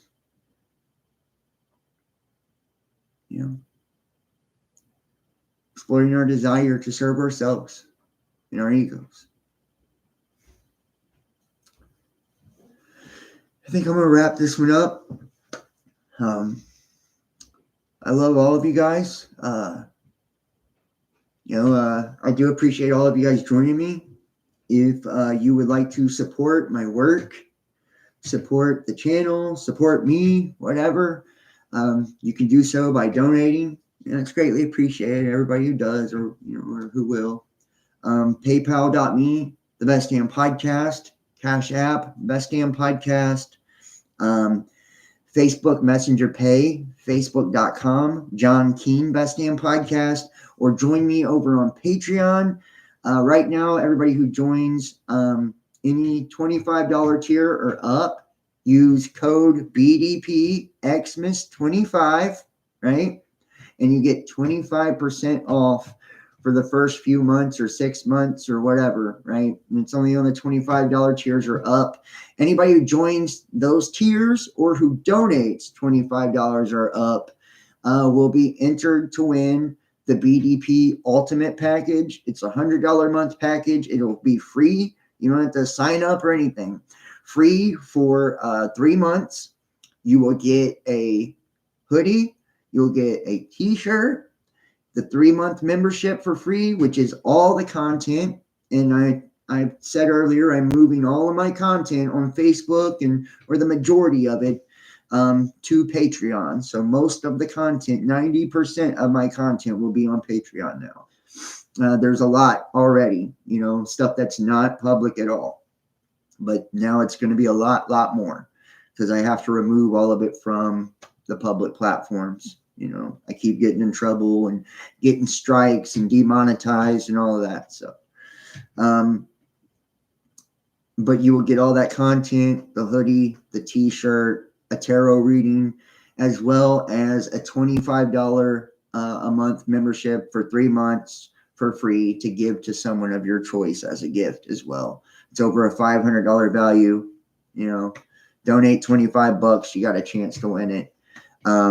If you do $100, that's 5 entries. So you can enter as many times as you want, or everyone who gets a $25 a month membership or up, same things, it counts the same till January 1st. January 1st, I'll be giving it out. So you can get gifts as well on Patreon and gift memberships to people. There's that. I do have the free tier on Patreon, so there is free content also if you just want to go sign up on the free stuff. And it is Hookup 10 to give 10% off of tarot readings. And yeah, I think that's about it. Make sure to follow me on Instagram, Facebook, Best Damn Podcast, Twitter, The Real Best Damn. Best Damn Podcast 2 is youtube.com, Best Damn Podcast. John Keene on YouTube is youtube.com, John Keene 33. And the main channel is youtube.com, Best Damn Podcast Official. I just want to say thank you to everybody for watching. I love all of you guys. Remember, just try and be good people. Keep the love. I hope you guys have an awesome weekend. I love you, and I'll see you next time. Peace.